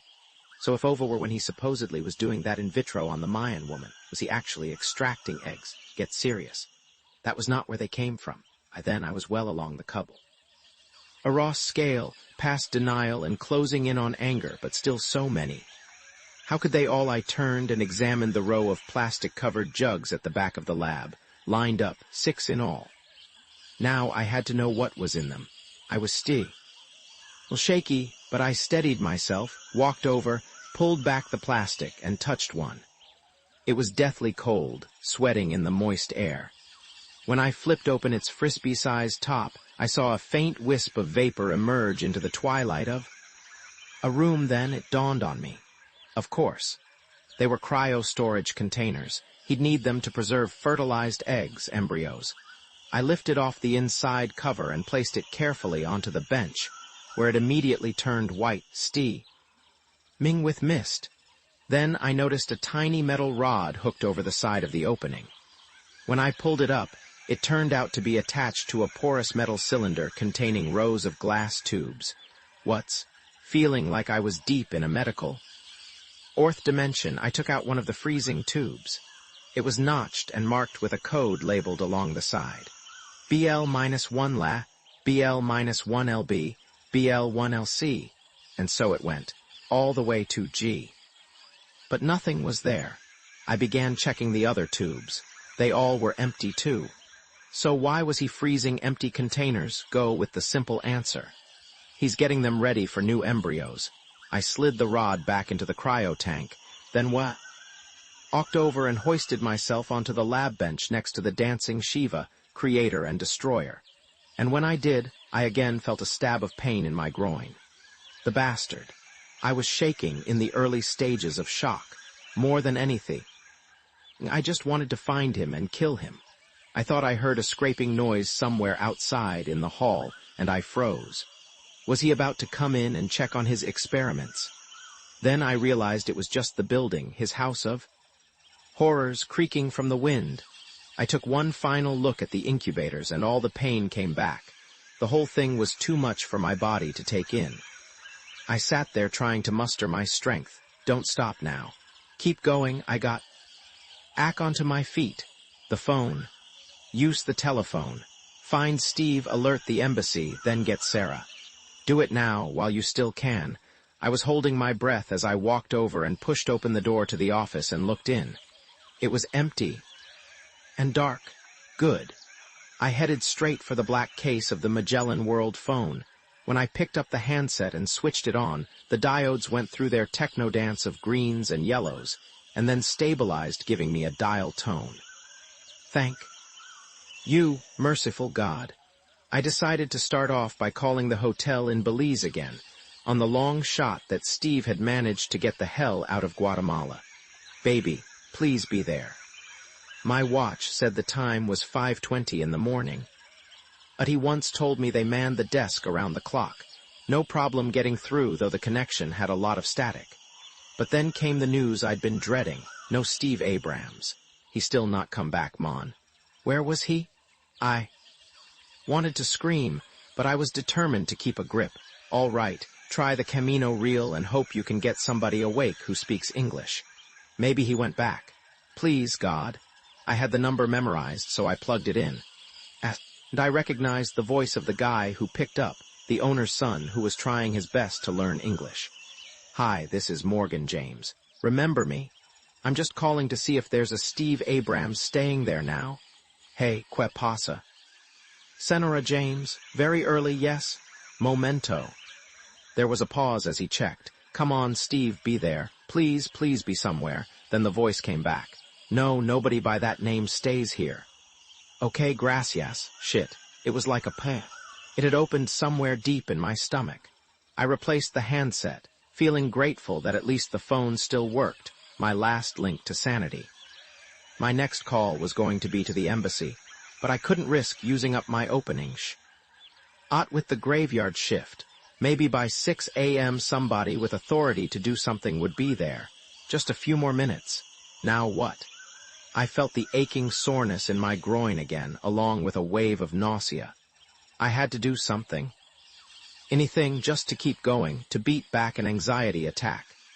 That was when I turned and stared at the computers.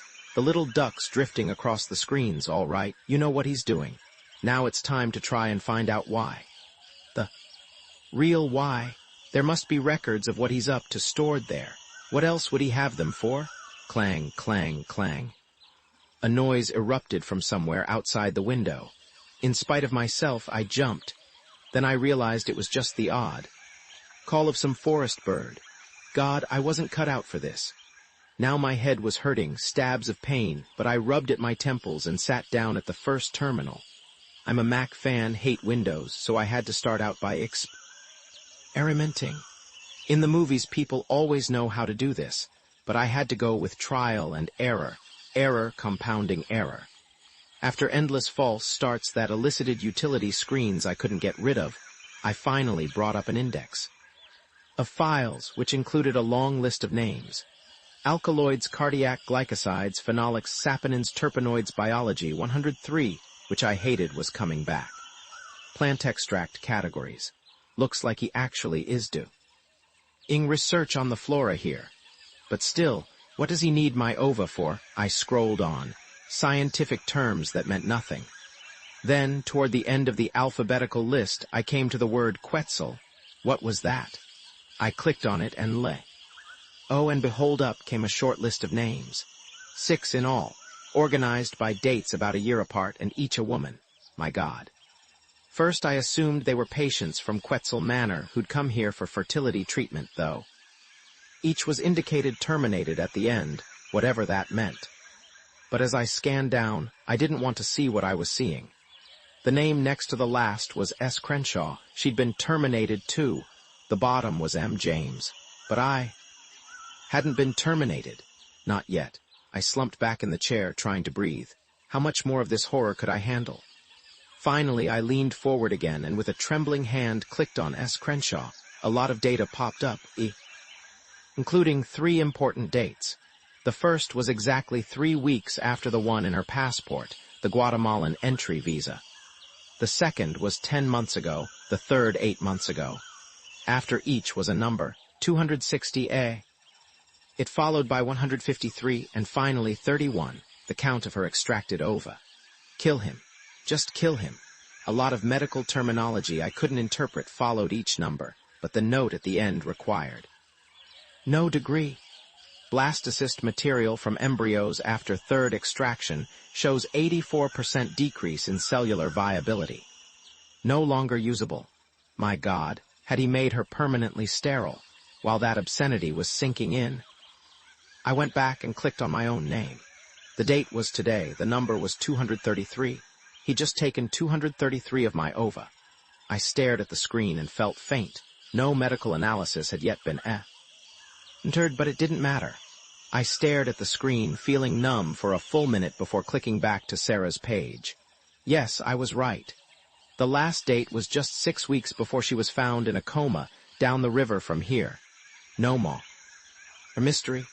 He'd been using her eggs to create embryos, and they'd finally stopped working. Not special anymore, so her program had been terminated.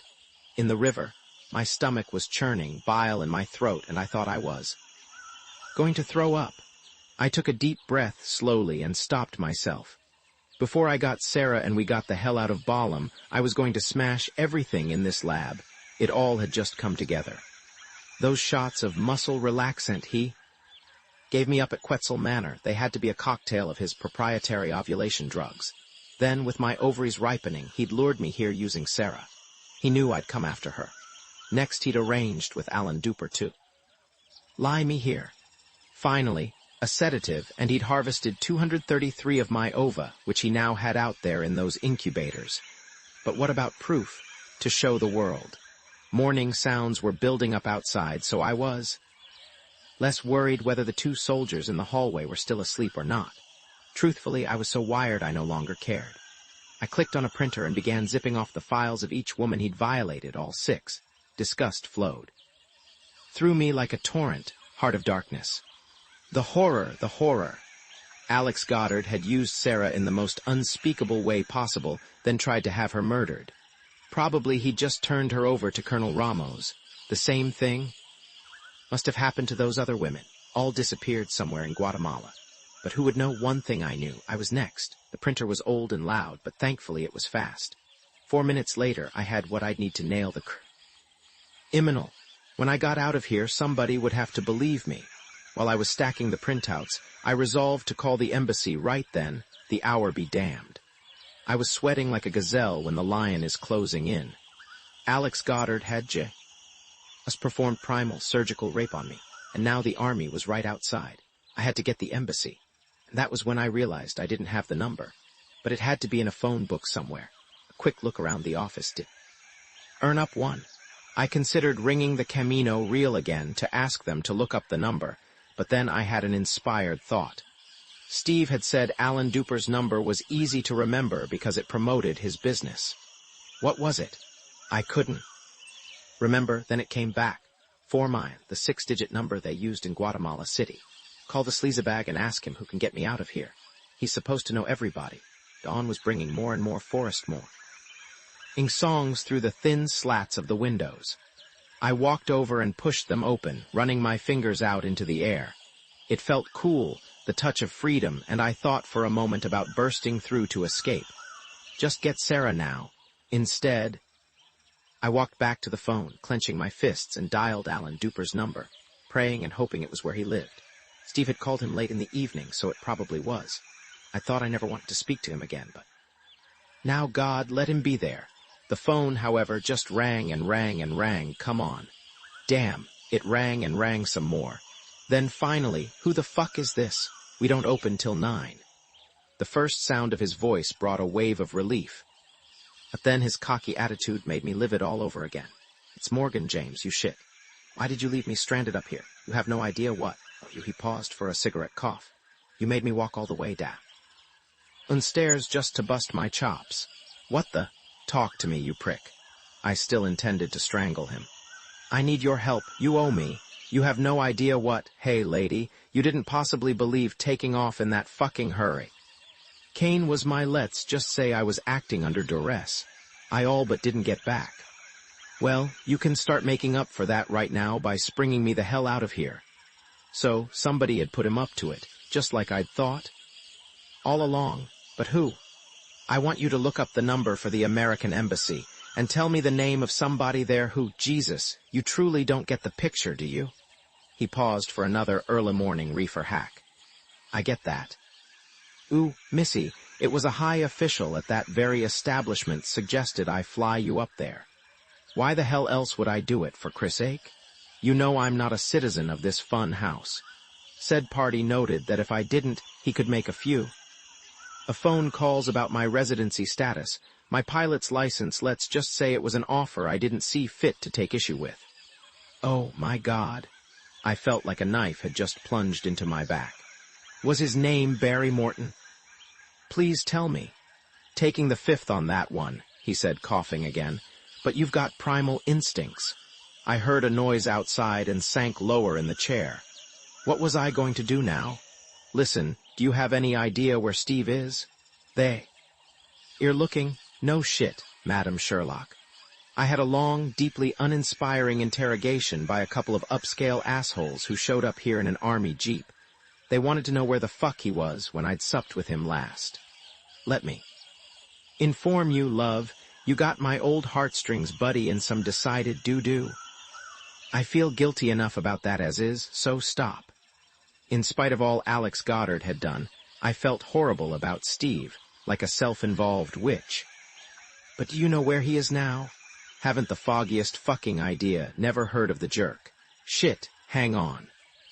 The line went silent, and I could feel my pulse pounding. Outside the office door, I heard footsteps approaching down the hall. Please, God, please. But then they passed by, terminating where the two soldiers had been dozing. Next I heard the tones of a solid dressing down in profane Spanish. Two hears un pedazo de mierda? Then came a familiar voice from the receipt.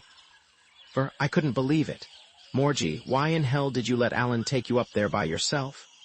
His tone had a sadness and a deserved pique that cut me to the core. I think I stopped breathing. Oh, baby, thank God I was expecting the door to burst open any moment. Men with AK-47s. Do you know the Army's looking for? You're completely nuts. I got halfway to Belize and called the motel to see how you were doing, and they told me you'd taken off with this asshole. So I turned around and drove back here. It was after midnight and the Army thugs had just left. Morgie, I'm coming to get you. Soon as the gas station's open. I know a back road to Mexico. We've got to get out of this fucking country immediately. Don't try to drive up. It's too dangerous. Can you get Alan to fly you? Sarah's here and she's been turned into a space cadet. I don't know how I'm going to pry her away. I stopped to assemble my thoughts. He's got soldiers watching me. I've got to smuggle her out somehow. I couldn't bring myself to tell him what was really going on. Let me talk to Duper a second. The fucker. I can't believe he did this to... Ooh, but maybe we can come up with something. Otherwise, I may just kill him with my bare hands. I heard a cough, which told me Alan had been listening in on an extension. It teed me off, but then he did have to be in on this shit. The idea of relying on Alan Duper for anything. Well, do it fast. I broke into Alex Goddard's office to use this phone and just hurry. You got it. Now the sound of firm, officer-like bootsteps stormed past the door, headed out. This time, after which the two young soldiers began berating each other in high-pitched Spanish. Hace falta tener cojones? Hijo de tu chingada matter? More and more light was creeping through the slatted windows.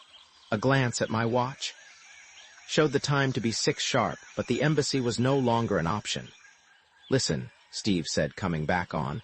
There's some rain due for tonight, but he says he thinks we can try.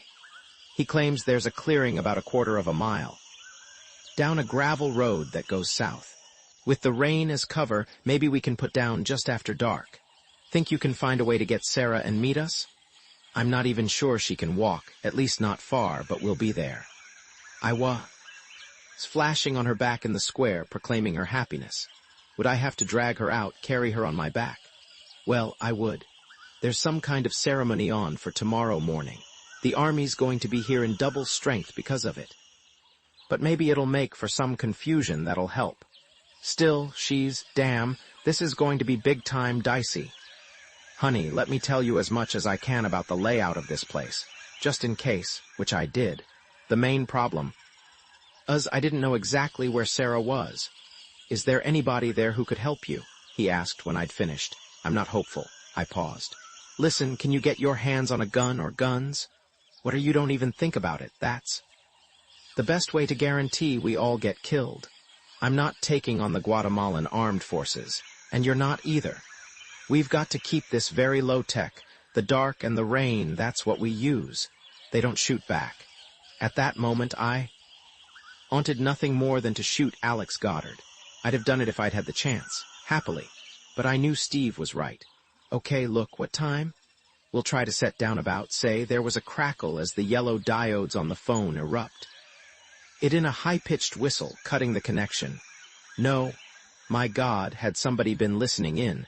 So when exactly was he coming? Around dark. That would probably be about 8 o'clock. Or maybe 9. I was closing the phone case when I heard a sound from outside, as though someone had passed the door, then come back to listen. All right. Get going. I gathered the printouts, then headed back through the laboratory, where I took a long, last look at the Petri dishes being incubated. Would I just dump them now? But then he'd know for sure that I knew. The time would come, and soon. As I eased myself back into the fake stone and closed the door, the dawn outside was steeped in forest sounds, clacks and whistles and chirps. That was good, because I needed some stray noise to mask what I was going to do next. Take control. Chapter 25.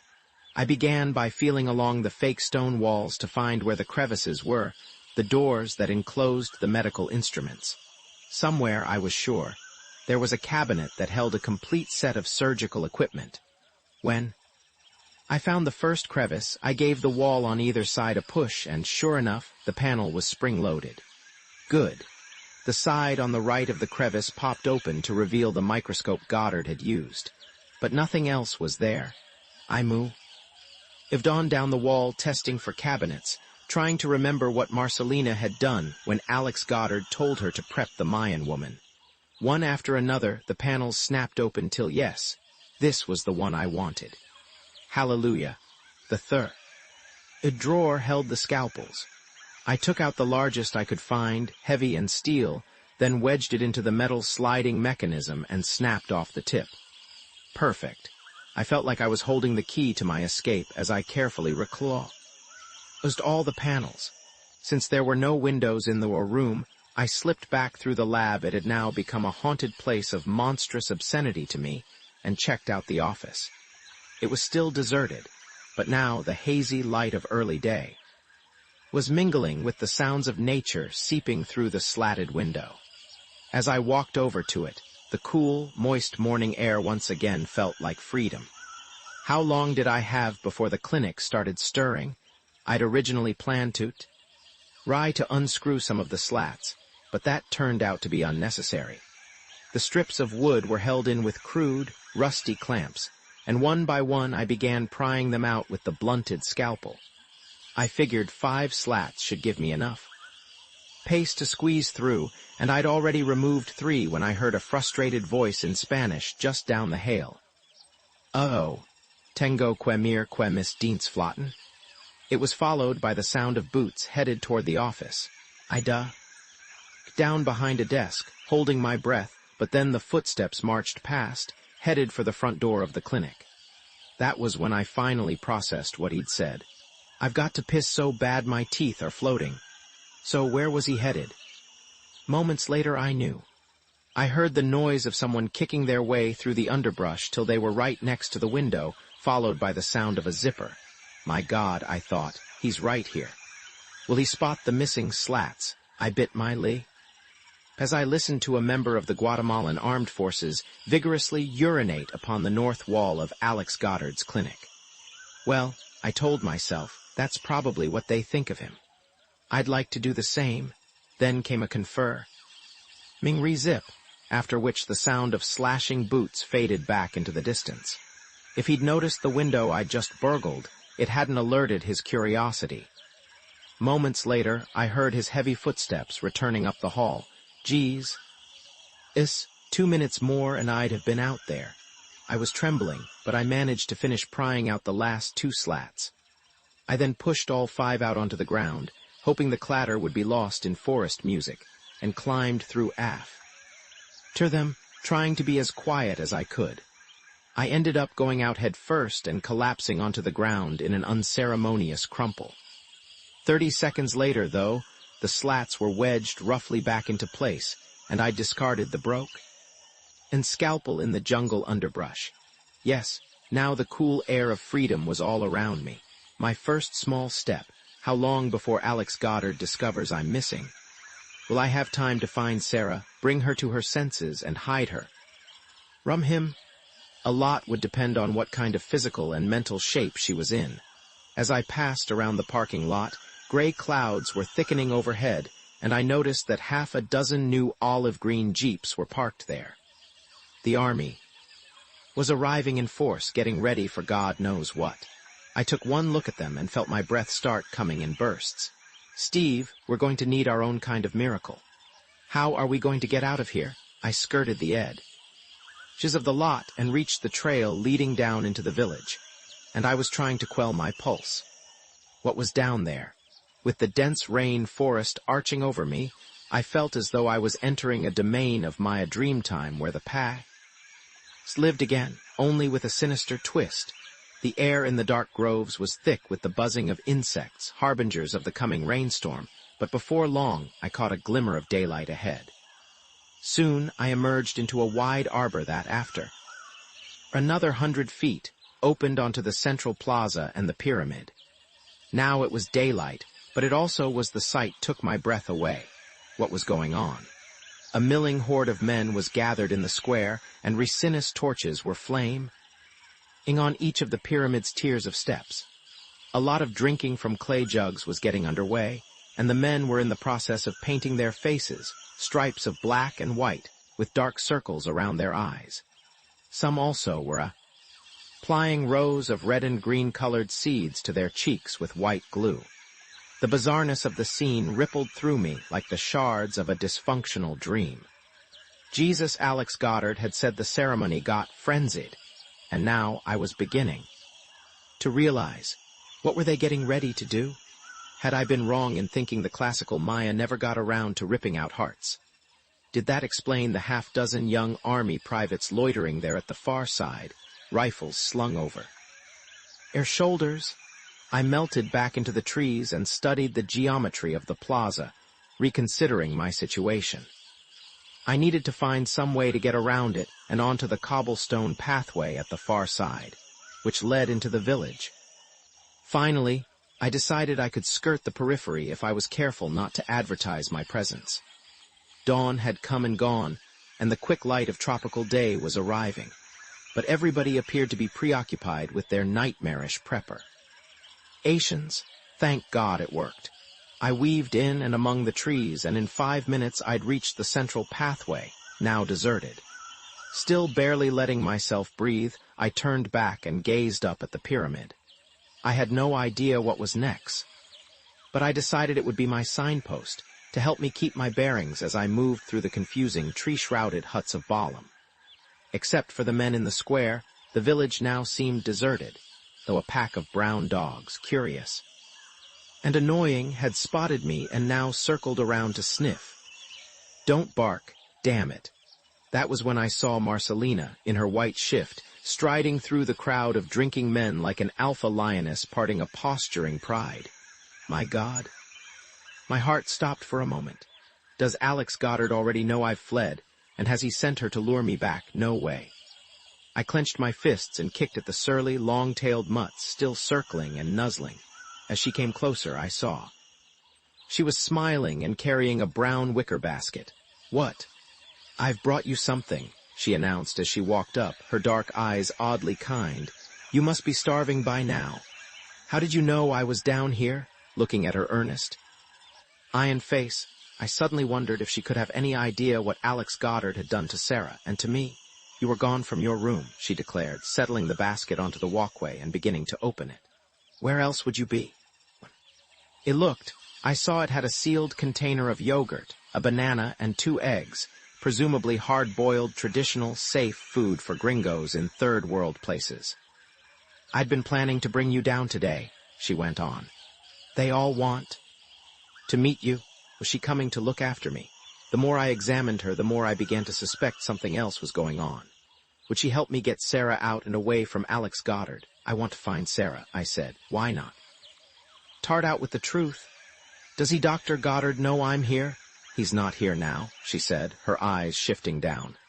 "He left for Guatemala City early this morning, I think to meet with the army, on business. Yes, his big Humvee. Hadn't been in the clinic's parking lot when I went by. Why hadn't I noticed that? For the first time I felt the odds were tipping. Now was going to be the perfect time to get Sarah. Yes, yes, yes. If you want to see her, I can take." Marcelina offered, replacing the lid on the basket. "Yes, perfect. I wanted to hug her." "Then let's go right now." And while I was at it, I was determined to get through to this woman somehow, to enlist her help. As we headed down the Seine walkway of the village, we passed the rows of compounds where I'd seen the women that first morning. None was in evidence now, and the gardens were empty as though the entire settlement had been evacuated. It felt very strange, and what? About those bizarre proceedings now underway in the square. Was that going to interfere with getting Sarah out? Marcelina. I pointed back toward the milling plaza. "What's that all about? The drinking and the—" "It's begun," she answered, both simple and vague. "They're getting ready." I didn't like the way she said it. Her tone seemed to imply I was involved somehow. "Ready for the ceremony. They like to drink a tree bark liquor we call Bouch. It's very strong and rancid." She smiled and touched me. "Take my advice and avoid it." "I plan to." Why did she think I'd even be offered it? As we hurried along, 2 women abruptly appeared on a porch, bowed, and greeted us. Marcelina waved back, then went over and spoke earnestly with them for a moment. Finally, she turned and motioned for me. "They've invited you in." Something about the easy way it all just happened felt as though they'd been expecting me. Had Marcelina's trip down to the village been part of a setup, wittingly or unwittingly? I told them we could only stay for a minute, she went on. I sensed she was reluctant, but felt we had no choice. The last thing I wanted to do was this. "Marcelina, can't you Oh, then we'll come back later. It's important." She was beckoning for me. "Please." Well, I thought this could give me the time I need, the personal moment, to get through to her. Even after I locate Sarah, spiriting her out isn't going to be simple. I've got to make Marcelina understand what's really going on, then get her to help us. As we headed through the yard, the women smiled, then politely led us under the thatch overhang and into the hut. They both were short, and Maya sturdy, with white shifts and broad faces, and they exuded a confident intensity in their bearing, a powerful sense of self-knowledge. I tried a phrase in Spanish, but they just stared at me as though they'd never heard the language. Then I remembered my first attempt to ask about Sarah. The women hadn't understood me then either. Or had they? The room they ushered us into had no windows, but there was cool, shadowy morning light filtering through the upright wooden slats of the walls, laying dim stripes across the earthen floor. A cooking fire smoldered in a central hearth, and from the smoke-blackened roof beams dangled dried gourds, bundles of tobacco, netted bags of onions and squash, and several leaf-wrapped. Blocks of salt. The room smelled of ancient smoke, sweet and pungent. They immediately produced a calabash bowl with a gray liquid inside, pronouncing the word atoll as they urged it on me, smiling expectantly. "It's our special drink." Marcelina explained. She seemed to be wary, watching me closely as they handed it over. "It's how we welcome an honored guest." I wasn't sure how politic I ought to be. "Third world food, Marcelina," I said, taking the bowl and trying to smile. "I'm not really. You must have a little," she whispered back. "It would be very rude." Well, I thought, just a taste. I tried it and realized it was a dense gruel of cornmeal and honey water, like a lukewarm glue. Porridge, though with a bitter afterjolt. But I choked it down and tried to look pleased. Marcelina urged me to have more. I took another small sip, and then they produced corn dumplings wrapped in large leaves, together with a pile of Irie chilies and a bowl of squash, corn, and beans, all mixed together. After one bite, though, Marcelina reached out and her eyes downcast whisked the bowls away, passing them back to the women. She said something to them, then turned to me. Eating too much would be as rude as not eating at all. That was a cultural norm I didn't remember, and I suspected she'd just changed her mind about the wisdom of my eating local food. I smiled at the women and used my so-so Spanish to offer them thanks. Muchas gracias. I nodded toward the bowls. Esta es muy delicioso. They beamed as though they understood me. Who could say? But they'd been intensely interested in watching me eat even more. Or then Marcelina, work on her. Now, Marcelina. I turned to her, only vaguely noticing she hadn't had a bite. Do you understand why Dr. Goddard moved me down to the operating room yesterday? They're in the clinic. What did he tell you? He said it was for special tests. Her voice was gentle through the gloom. You were very sleepy. You must have been very, very tired. But he told me something in your blood work was unusual, so he had me bring you down for a pelvic exam. I gave you a sedative. She was pointing at the Band-Aid still on my arm, the way we always do. But then he said you were fine. Do you realize he did things to my body I didn't agree to? I studied her trusting Mayan face and tried to get a sense of how much she knew about what was going on. That was when I first became sure of an increasing disquiet in her eyes as she kept glancing away. Why was she so uncomfortable talking about to Alex Goddard? And I think he did some of those same things to Sarah. Dr. Goddard tried to help her in many ways when she was here before. Marcelina's tone had become odd and distant. Now he wants to help you too. Yes, they was definitely something uneasy in her eyes. Before he came here, she went on, trying to look at me. Balam was just a poor, simple village. Many children died of diseases, so I left and went to Guatemala City to study. I become a public health nurse. Then, after he came here, I moved back to help him with his clinic, the children. She was trying to make a case for him, and I noticed she'd avoided the actual question. Now Balam has become a special place, she said finally. A place of miracles, and if a woman from outside comes, she can be part of that. When Sarah was here before, I started teaching her to speak our language, and the others did too. She truly wanted to be part of his miracles. Sometimes we don't understand how they happen, but he has great medical powers. One thing's for sure, I thought. He's got plenty of power over the people here, including you. The whole place has been brainwashed. I look her over and realized she'd just gone on mental autopilot.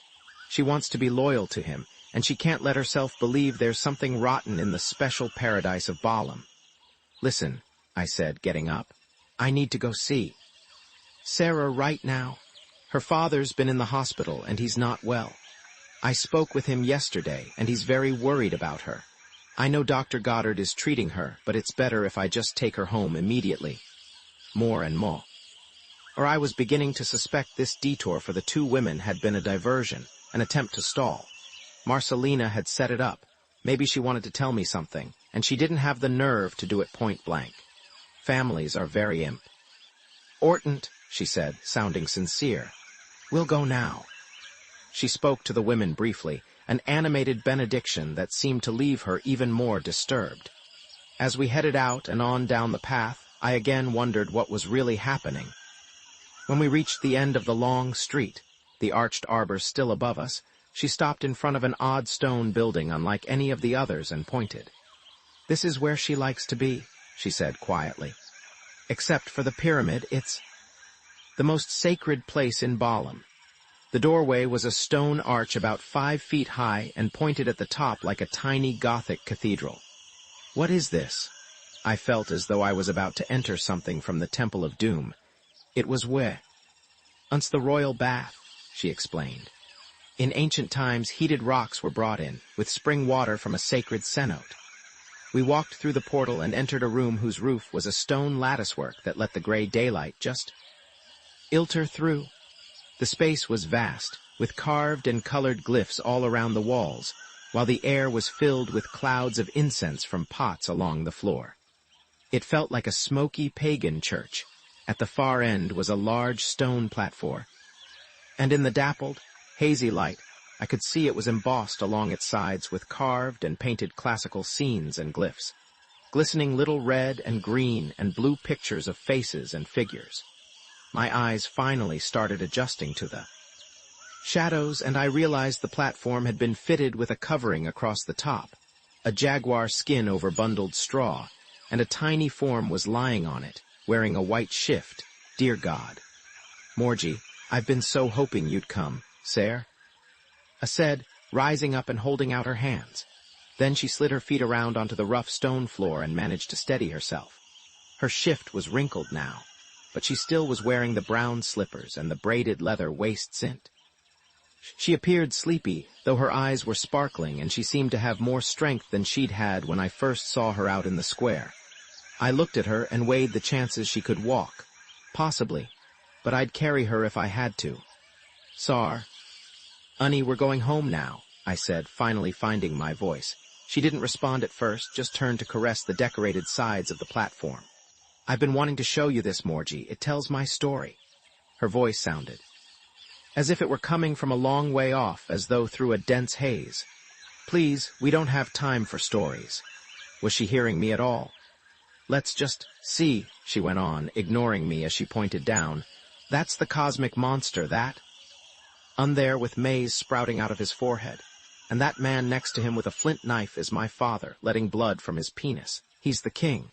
And that one there is me, Lady Jaguar. He gave my name to this place. She paused to reverently touch the carved stone. Look, I've just stuck a stingray spine through my tongue and put my blood in the copal censer there. Sar, please. Here, see it? She was pointing to a section at the very end. That's the two-headed vision, sir.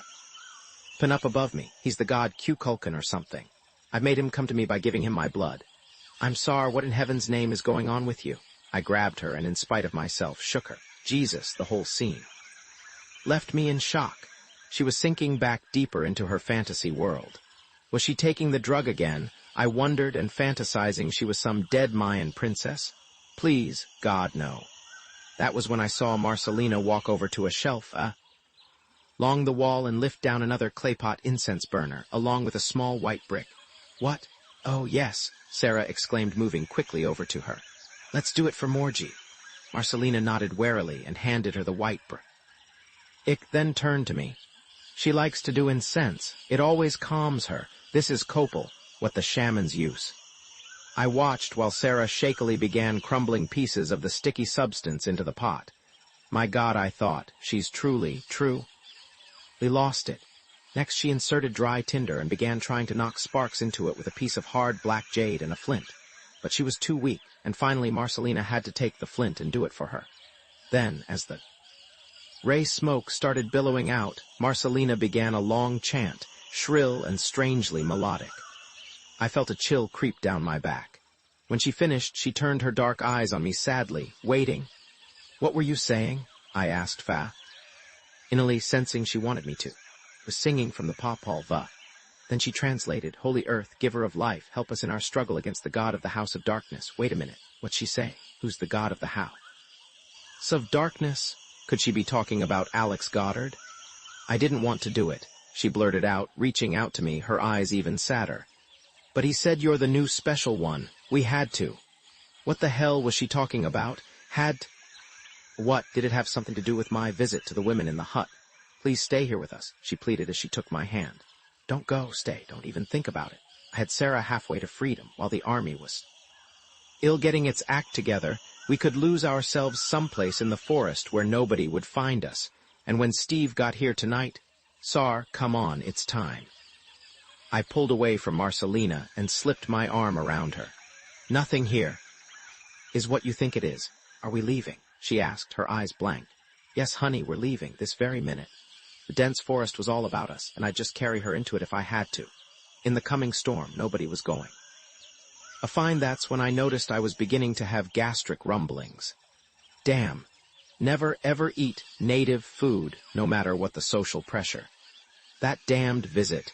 When I turned to ask Marcelina if she would help me get Sarah outside, I know. She'd been joined by the two women, both still in their white shifts, who just fed me the sickly sweet addle. And more women were behind them, all staring at me expectant, as though wondering what I would do. Maybe it was my agitation, or the dizziness that was abruptly growing around me. But it also seemed they'd painted their faces with streaks of white, designs like the men in the square were putting on. She's going to be all right, Marcelina was saying.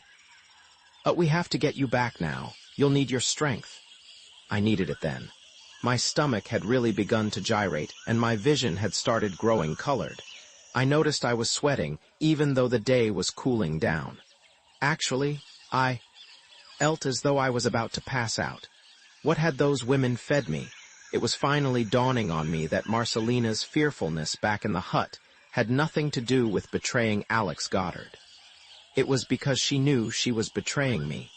Well, damn her, I'm not going to let Alex Goddard win no matter what. Marcelina, please help me. I've got to get Sarah out of here.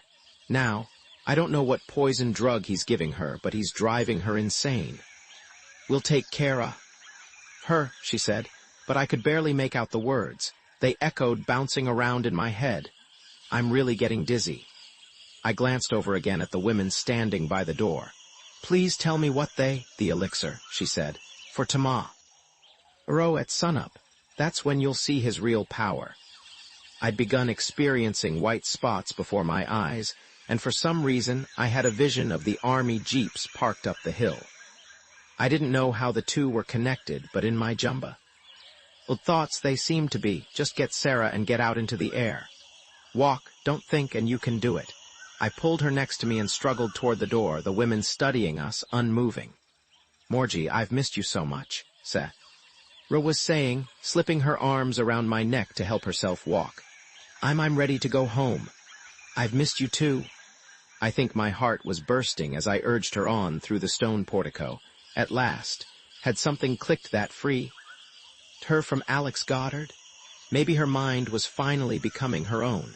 When we got outside, the skies were growing ever more foreboding, storm clouds looming. Steve had been right about the coming rain, but now it seemed the perfect hour for us to just get out. I took a deep breath of the misty air and forced myself to start helping Sarah up the cobblestone path. Sar, you can walk. I know you can. Be strong. For both of us. I felt myself sinking slowly to the cold stones of the walkway, the hard abrasion against my knees. Sarah tumbling forward as I pulled her down on top of me. Marcelina's arms around me trying to hold me up. It was the last real sensation I will remember. Chapter 26. Sarah was hovering around me, a sylph-like presence, as I watched myself drift up the steps of the pyramid there in the square, my senses waxing and waning like the waves on a distant ocean shore.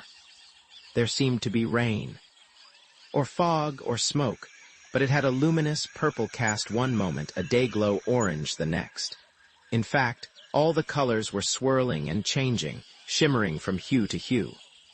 A pack of howler monkeys was cavorting up and down the steps on my left, like circus harlequins in electric red and blue suits, doing pratfalls and huffing as they flew through the air, and tumbled one over another. Sarah was floating silently beside me, but where was Steve? Had he come?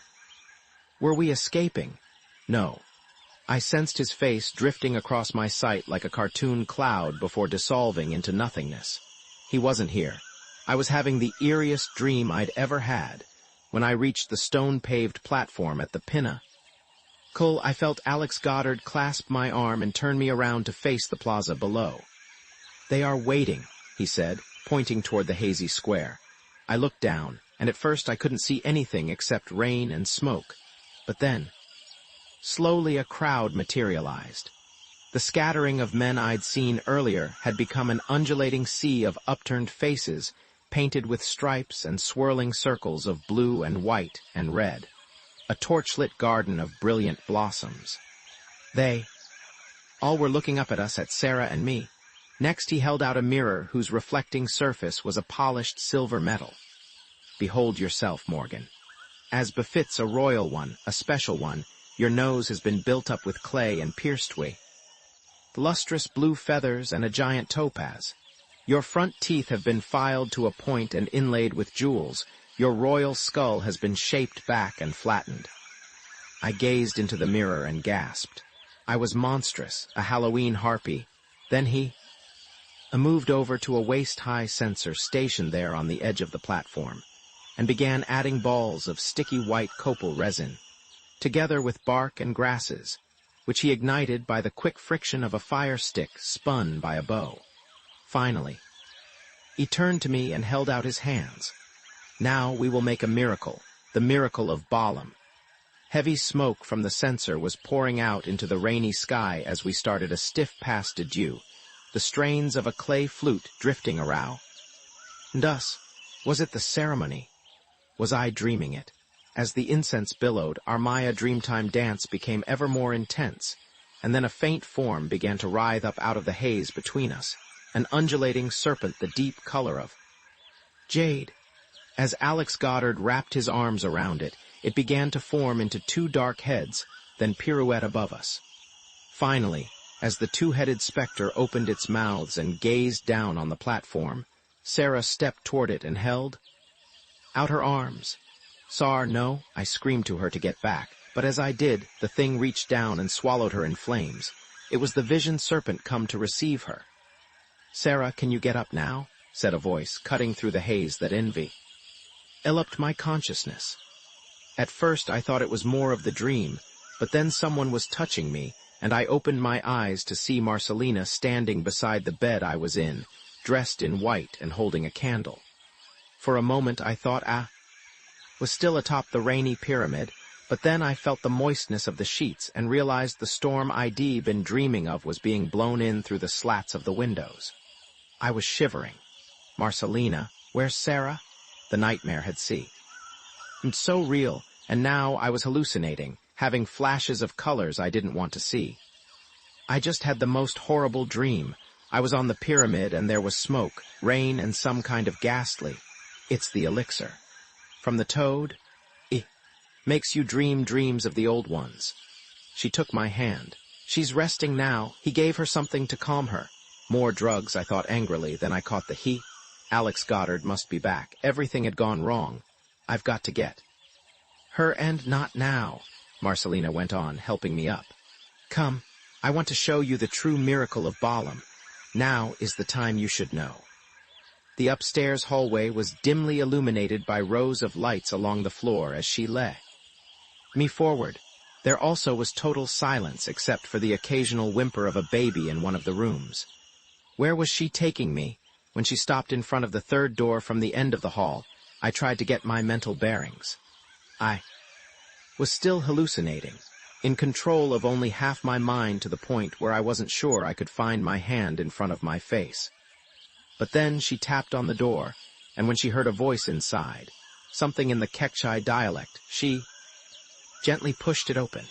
When we moved inside, the room was dark and there was no sound, except a gasp from the bed when the woman realized I was a gringo. The dim slant of illumination from the doorway revealed a small night lamp just above the head of her bed, and Marcelina reached for it. As the light came on, a pale glow filling the room, I noticed the woman was staring at me, her eyes wide and frightened. "She's afraid you've come for her child, Marcelina," whispered, pointing toward the bassinet. "She knows we have to give him back." The woman was pure Maya, a powerful visage straight off that upright steel in the square. I walked over and took her hand, hoping to calm her fears. Then I lifted her hand to my cheek and realized my face was moist with tears. I held it there for a long moment, till the alarm in her eyes diminished. Her newborn infant was sleeping quietly in a crib right next to her, on the opposite side from the table. When I looked closely at him, I finally understood everything. I laid her hand back onto the bed and walked around. While the woman watched, I pulled away the stripped red and green coverlet and lifted out her groggy little boy. Ender and vulnerable, he made a baby's protest as I cradled him, then began sleepily probing my left breast, making me feel sad I had no milk. "It's okay," I whispered, first to him and then to his mother. "Está bien, Ziak Tzotz," the woman said, pointing at him. I could feel her deep maternal love. "His name?" I asked in English before I thought. When Marcelina translated, the woman smiled and nodded. Then the blonde-haired Ziak Tzotz started to sniffle, so I kissed him gently, turned and took the woman's hand again. There was nothing else I could do. Ziak Tzotz was Sarah incarnate. This was no hallucination. He had her special blue eyes and her steep cheeks, her high brow. I was holding her child. "They are sent from Kukulkan," Marcelina was saying, "the white god of the plumed serpent. Then there's the ceremony on the pyramid and they go back." The woman was staring at me, seemingly awestruck. Then she pointed at Ziak Tzotz and at me, saying something to Marcelina. Finally, the woman bowed her head to me with great reverence. "She says he looks so much like you," Marcelina explained. "You are surely the special one, the new bride."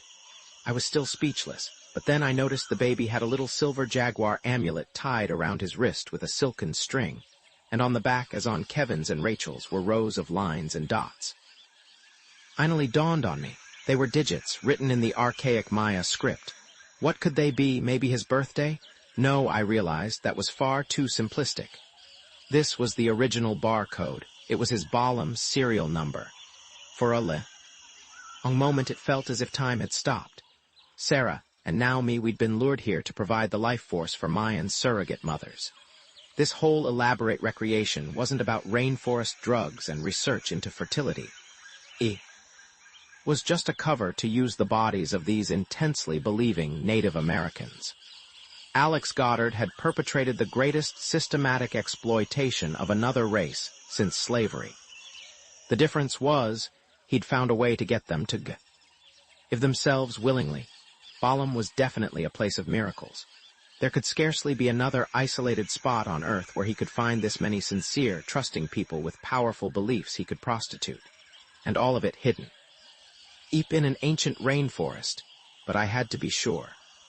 I turned around, leaving Marcelina to watch in confusion, and marched out into the hall and into the next room. The Maya mother there cried out in shock as I unceremoniously trode over to her crib and checked. Her baby was the same. Sarah stamped all over him, my God. When I went back, Marcelina was still trying to calm Ziak Tzotz's mother with her bedside manner. As I stood looking at them, the extent of what was going on finally settled in. All those new babies at Quetzal Manor, even Kevin and Rachel, they all looked alike because they all were from the same woman, the one who was here before Sarah. And now hers were ready. I was going to be next, the new bride. Those fresh Petri dishes down in the lab, my God, why didn't I destroy them when I had the chance? So whose sperm would he use? Of course, it would be from the man Alan Duper was going to deliver to him. Marcelina, don't you realize what's happening? I wanted to pound some sense into her. They didn't have to let him do this to them. I know that with miracles must come sadness, she said, reaching to touch Ziak Tzotz's tiny. Rout, we all understand that. It's not a miracle. It's science, don't you realize? Shinsia, he's using you. We know he does many things that are magic. He makes powerful medicines from the plants we bring him, and when women want to bear a child, no, Marcelina. I felt my heart go out to her, and to all the others. It's black magic. It's all a lie. The first thing to do was go down to the laboratory and dump every last one of my Petri dishes into the sink, over and all. Destroy the nest, then call Steve and warn him. I glanced at my watch. No, the time was 4:58 a.m. He was coming at 9 o'clock last night. I was standing there in horror, unnatural colors flitting across my vision when I heard it's almost morning. I jumped as Alex Goddard walked into the room, dressed in white, hair falling around his shoulders. He took Tzak from his crib, checked the number on his amulet, and then absently put him back. Next he examined me, his eyes brimming with concern. How are you feeling? He placed his hand on my brow. When I looked around for Marcelina, I realized she'd vanished. Where's Steve? I felt the bottom dropping out of my world, my whole body trembling.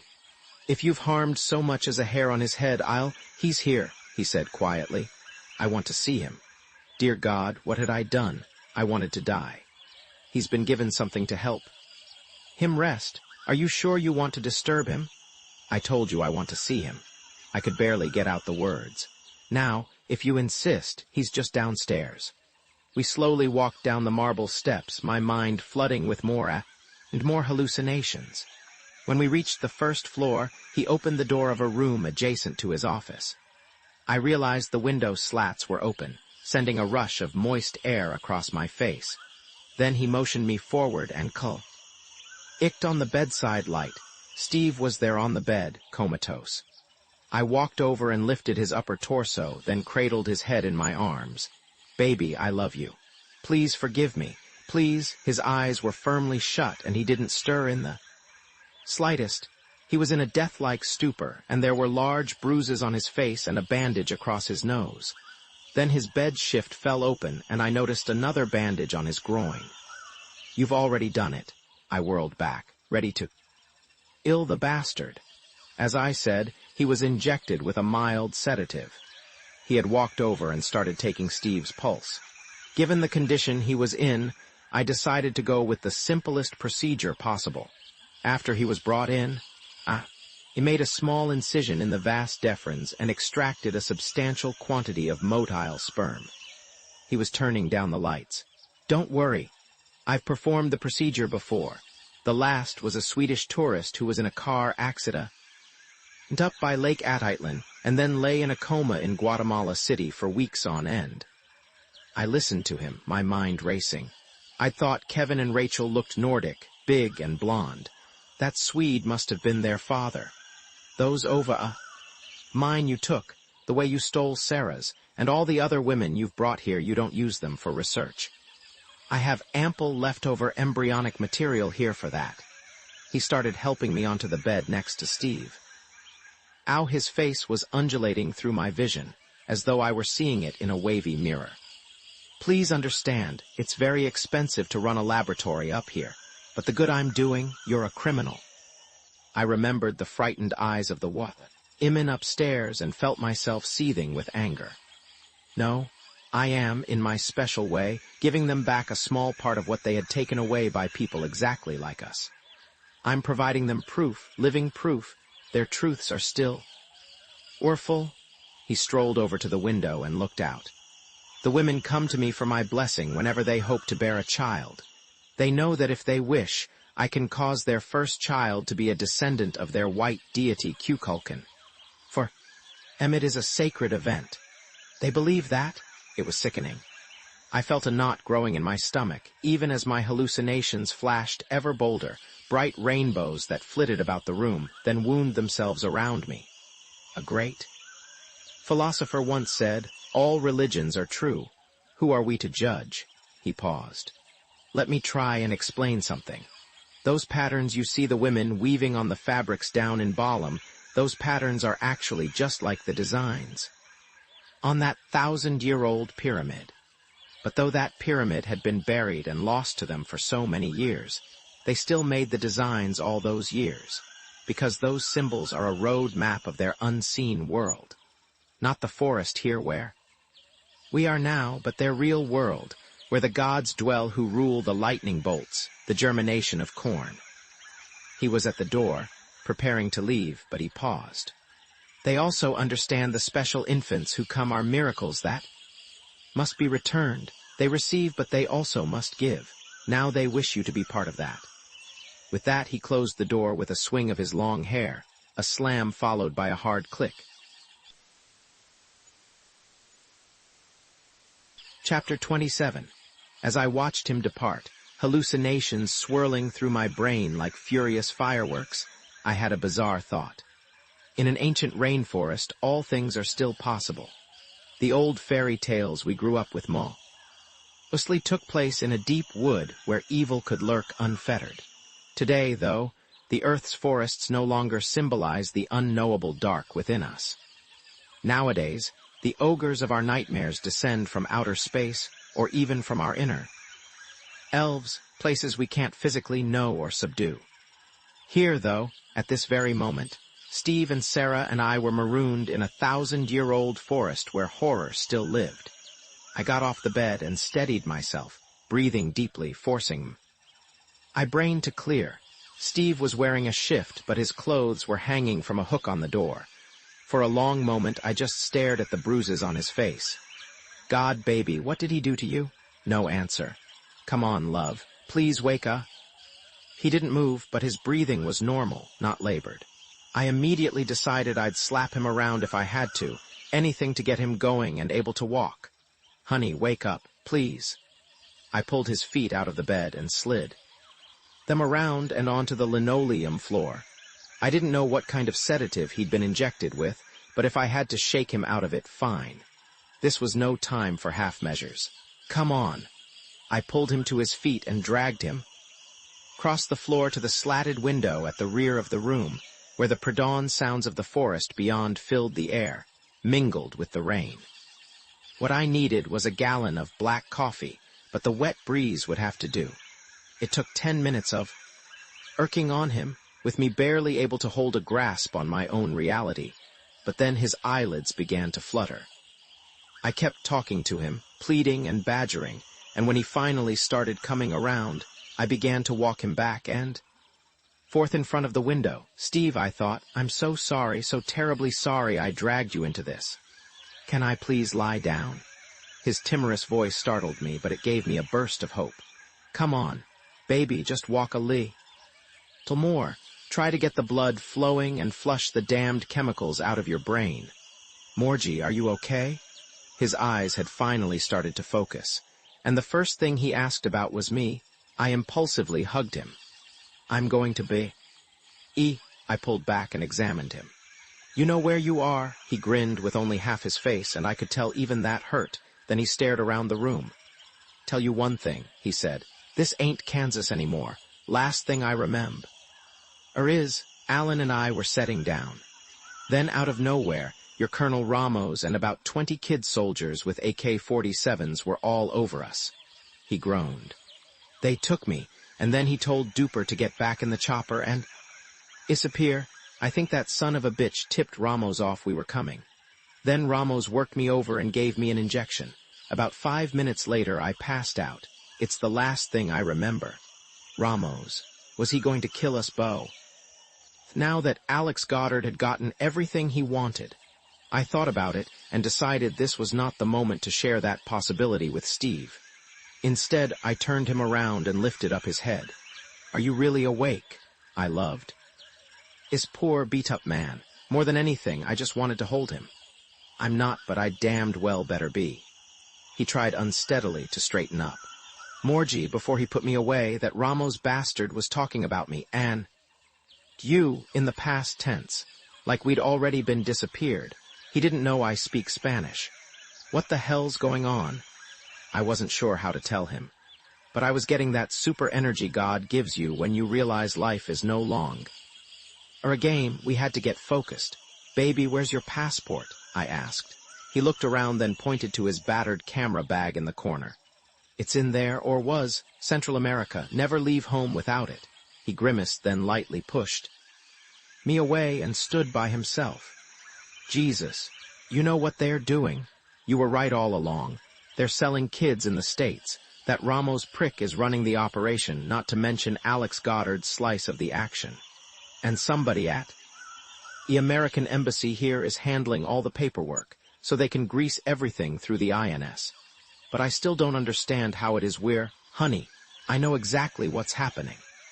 I'd long since figured out that Alex Goddard and Ernal Ramos were working hand in glove, but I still couldn't bring myself to tell him how he and I were going to be used. It was just too sick. Listen, not long from now, I think I'm supposed to be taken down there to the village for some kind of rite, as part of this whole disgusting operation, and then after that he's going to use you don't want to hear. Ramos and a bunch of G2 thugs are here to take away a batch of little kids. He rambled on, not seeming to hear anything I was saying. He was off in his own world, trying to sort out things in his head. But what I can't figure is, how can they just take children from here and nobody tries to stop them? These indigenas so terrified. Listen, please. Now my hallucinations were returning in spite of all I could do. Trails of light that glimmered off all the objects in the room, and I didn't know how much longer I'd be coherent. I'd have to talk fast. We've got to get Sarah before daylight. She's down in the village. I tried to get her out of there yesterday, but is she okay? He stared at me, and his eyes cleared for a moment. I mean, is she able to? No. She's not okay. She's hallucinating worse than ever. I'm sure he's giving her more drugs, really heavy stuff. So how? Hopefully we're going right this minute. There's a river. But if that doesn't work out, there's something I can do to buy some months' time. Alex Goddard's got a laboratory here, just down the hall in back of his office. It's the evil center of this place. So if I can get in there and dump all his Petri dishes, his in vitro culture medium's baby, it's all so disgusting, but I'm going to take care of it.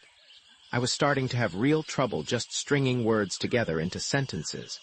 My hallucinations were still growing, the loud whispers of light, but I did manage to tell him how.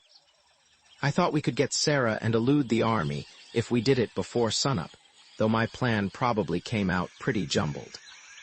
Yet I felt that if we did it together, we could take care of each other.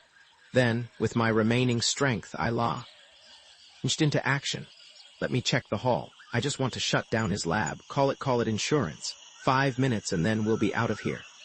It also would be a kind of justice to even the score for what he'd done to Sarah. And to me, I leaned Steve back against the wall, then walked slowly across the tile floor to the door and tested it. Surprise, surprise, it was locked. I again tried the knob, an old one, then again, but it wouldn't budge, just wiggled. Slightly. He'd locked us in. Now what? Then I remembered the time Steve and I were in a similar situation, when we got locked in my room at the Olofsson in Port-au-Prince. He'd just taken his Swiss Army knife and unscrewed the knob. Then clicked it open. He'd made it look like a piece of cake, but he had a way of doing that. He was barely conscious, so this time I'd have to do it myself. I glanced around at his bag. Is your Swiss still in there? I think his mine seemed to be wandering. Then he gave a weak thumbs up. I went over and zipped it open. Be there, I prayed. We really could use a break. I rummaged through telephoto lenses and film canisters and underwear. Then I found it, zipped inside. Water repellent baggie and stuck in a side pouch.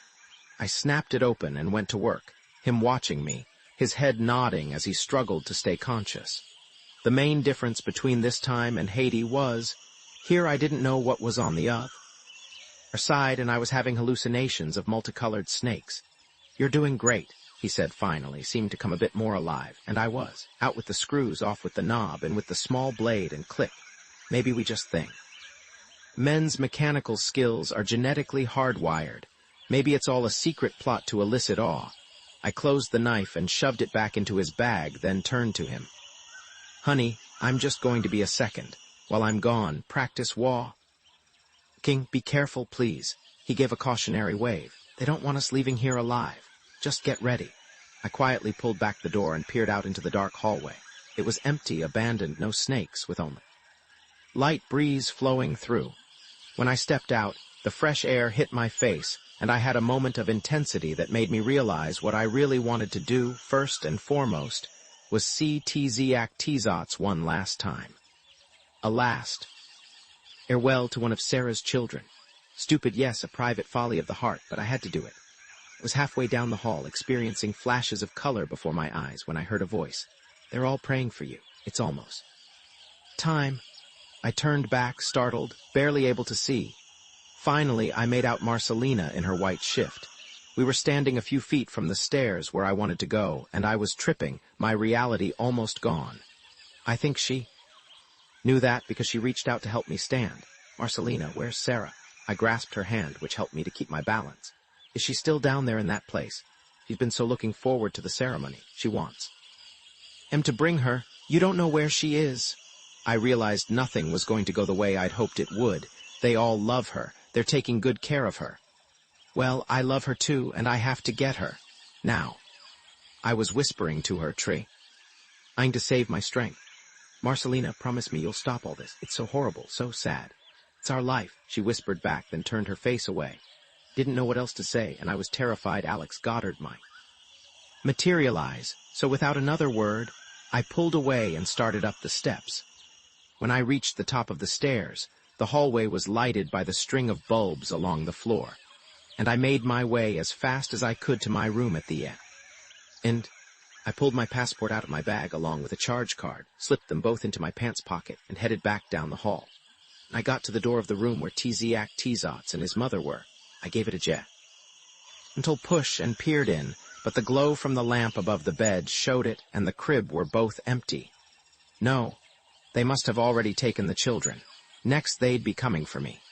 I realized I'd been a fool not to head straight for the lab. I should have just gone. The room went completely dark, together with the hallway, a pitch black that felt like a liquid washing over me. The main power, somewhere, had abruptly died, or been deliberately shut off. Then I heard a thunder of steps pounding up the steps, hard boots on the marble. I made a dash, hoping to slip past them in the dark hall. I'd reached the top of the stairs when I felt a hand brush against my face, then a grip circle around my biceps. Somebody. He had been too quick. I brought my elbow around hoping to catch him in the face, bring him down, but instead it slammed against something metal, which clattered onto the floor. Chingado, came a muffled voice. I drew back and swung, and this? My arm scraped hard against the flesh of a face, and the bastard staggered backward, his grip loosening. I twisted away and dropped to the floor to begin searching for what had fallen. Surely it was a pistol. The marble was cold against my bare arms as I swept my hands across the floor. Then I ran my fingers down the edge of the stair, and there it was on the first step. My left hand closed around the cold barrel of an automatic. I shifted it to my right, grasping the elastic grip, not entirely sure what I should do with it. But at least I had a gun. I'd never actually held a real one before, but it was heavy, and I assumed it was ready to fire. I was halfway down the first set of stairs, on my way to the landing, when I felt an arm slip around my neck. I ducked and twisted away, stumbling down the last 3 or 4 steps, and landed on my feet, staggering back against the wall to regain my balance. All I knew was the next steps loomed somewhere to my right. Just a few more feet, but he was there again, moving between me and the final stairs. Get around him, I told myself, but at that moment he grabbed me at the waist, dancing in the dark, but a swirl had no music and no swing, just a quick, dizzying pirouette. I aimed the pistol as close as I could to his face and pulled the hard metal trigger. Mirda, blinding light, a face lost in the burst of flame, stars filling my head. The fiery explosion tongued out past his ear like a brilliant sword of reds and yellows, sending a round off into space. The noise left a ringing in my ears, and multicolored hues stuttering across my eyes. It hit me who I just... It was Ramos. With a gun? Shit. The flash of my pistol had given me the advantage for a second, since I knew it was coming, and with that edge I swung an elbow across his chin, then kneed him in the groin. It should have been enough to bring him down, but instead he merely sank to one knee and redoubled his grip. Hey, I thought, maybe I know something he doesn't. How to take a fall. I'd seen enough movie stunts to know what you're supposed to do. It'd be risky, but I knew. I wasn't going to win a wrestling match. I opened up with the automatic, firing everywhere again and again and again, getting off 5 rounds in a crescendo of light and sound, like a huge firecracker in my hand, enough to illuminate A stairwell like a strobe and catch him off guard. In that fleeting moment, I slipped a foot behind his ankle and shoved. I think I yelled as I felt myself being pulled forward. Then I realized he was wearing a heavy bracelet that had angled in my hair. I'd been planning to roll down the remaining stairs, protecting my head, and let him bounce, but the pull of his bracelet ruined it. I felt myself being swept into empty space, my gun flying away. Then something glanced off my face, the wooden banister of the stair, which had mysteriously come up to meet me. I turned and felt his body beneath mine, arms flailing, a soft landing till we rolled and I was beneath him again. I struck out a right ist and he fell away, his bracelet disentangling as he tumbled farther down the stairs. Then I rose and tried to take a step, but it wasn't there.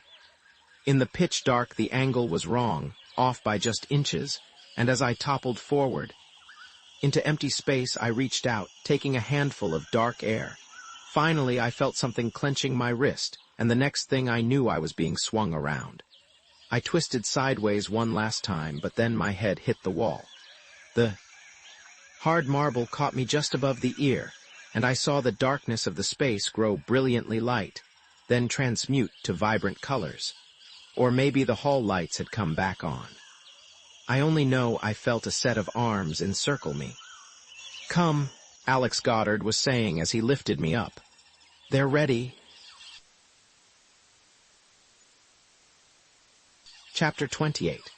When we reached the parking lot, several more army thugs were waiting, grown-ups now, khaki shirts and dense mustaches. The regulation G2 sunglasses, even though it was still dark, with 9mm automatics in. Holsters at their belt. I took one look at them and I think I blacked out. Steve and I were about to disappear, and possibly Sarah too, probably in another hour or two. My tattered mind finally just slipped away. Soon afterward, I sensed myself being transported in a large vehicle, and after that I was being carried up, as though I were floating into the coming dawn. When I regained consciousness, I realized I was standing in a rainstorm near a small stone building. A dozen army men were huddled inside, shielding their cigarettes from the blowing rain while they guarded a row of olive-green bassinets. Around me, sensors were spewing copal smoke into the soggy air.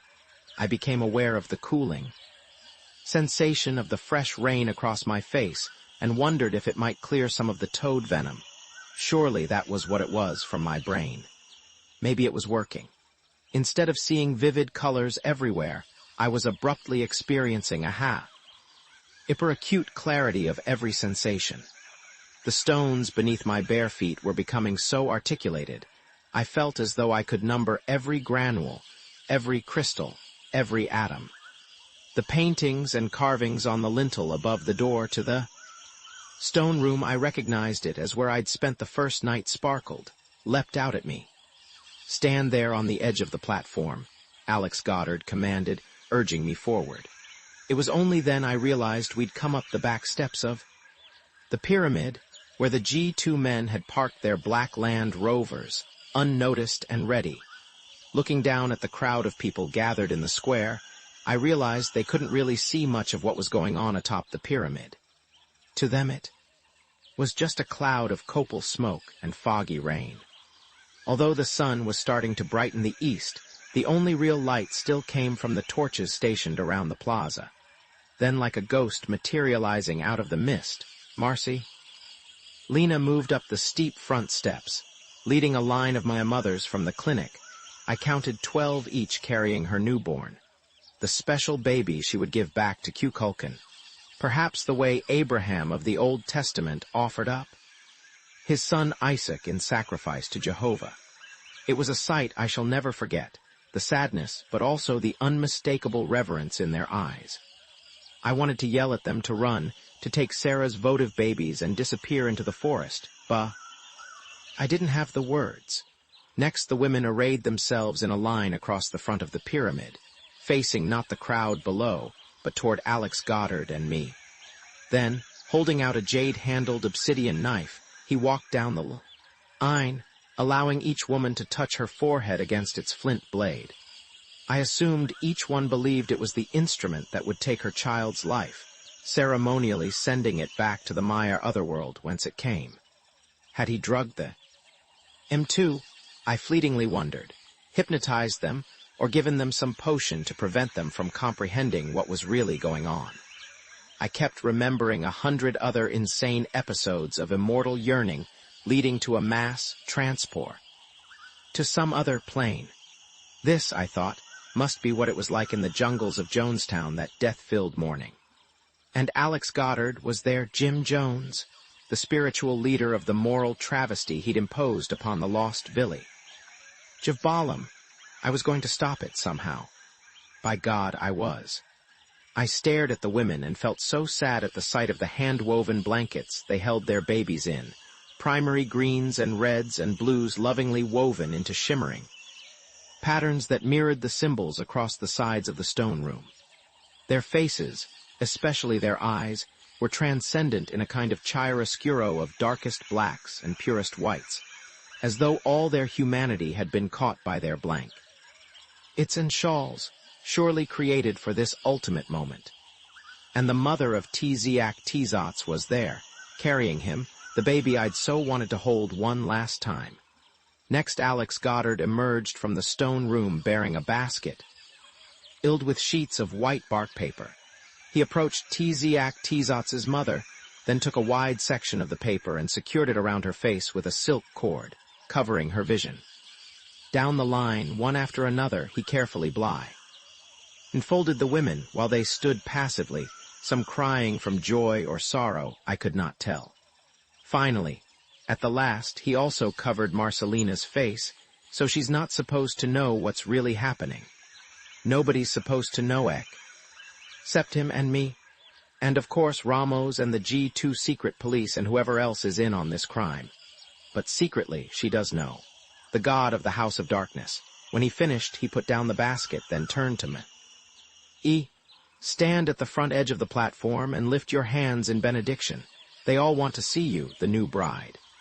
I took a couple of steps, then looked back to see him adding more copal to the main censer, sending a fresh cloud of smoke billowing out into the rain. As the incense poured around us, the army thugs who'd been loitering at the back of the stone room began coming forward, each carrying one of the bassinets. They set them down on the stones, ready to start. Aching the children, my outraged mind flashed on Ghirlandajo's massacre of the innocents. Here, though, Sarah's children weren't being stabbed to death. They were being kidnapped and stolen. Revulsion pierced through me as though I'd been hit by a jagged shaft of lightning, but instead of being knocked down, I was energized. Or maybe the final effects of the toad venom were giving me a spurt of adrenaline. Letting his criminal charade continue 1 second longer became unbearable. What would happen to me, I didn't know, but I couldn't let it go on. No, I yelled, startling myself by the sound of my own voice. In God's name, stop. The rain was growing more intense, and I was soaked and bleary-eyed, but before I could think, I found myself stalking over to Tzak Tzotz's mother, shouting at her. The next thing I knew, I was ripping the paper from her frightened eyes. I hugged her as best I could, then yelled back at Marcelina. Tell them all to take off their blindfolds. This is obscene. Then I went on autopilot, shutting out everything around me, the rain, the perilous sides of the pyramid, the pistol-carrying G2 thugs, even Alex Goddard. The way I remember it. Now, it all took place in slow motion, like some underwater dream sequence, but surely it was just the opposite. Anyway, I do know I snapped. I started shouting again, and with the G2 hoods momentarily frozen, I started flinging the still-empty bassinets down the steep side of the pyramid, where they just bounced away into the rain. As I watched them disappearing, one after another, I felt marvelously emboldened. I would throw one and watch it go flying. And then I would throw another. Yes, damn it, yes, I wanted to show anybody with 2 eyes that it was all a sham. Once they realized what was really happening, surely they would rise up and drive Alex Goddard from their home. For a moment it seemed to be working. A stunned silence was slowly spreading over the square, while everybody around me was paralyzed, like waxworks. Maybe it's the same way you're temporarily caught off guard when a stranger on the street goes berserk. Bye. The time I'd flung away the last bassinet, the women had all removed their blindfolds and were staring at me dumbfounded. Finally, Tzak-Tzotz's mother whispered something to Marcelina, and she turned to me. She wants to know why. You're angry. You're the bride. They only want to please you. Angry, I was terrified, but also fighting mad. Marcelina, this is all a ghastly lie. I'd finished throwing, and I was moving to the next stage. Get control. Could he risk illing me in front of all these people? Tell them to take their babies and hide in the forest. That was when I heard a cry that pierced through the rain and across the square beyond, and I turned back to see Alex Goddard shoving toward me.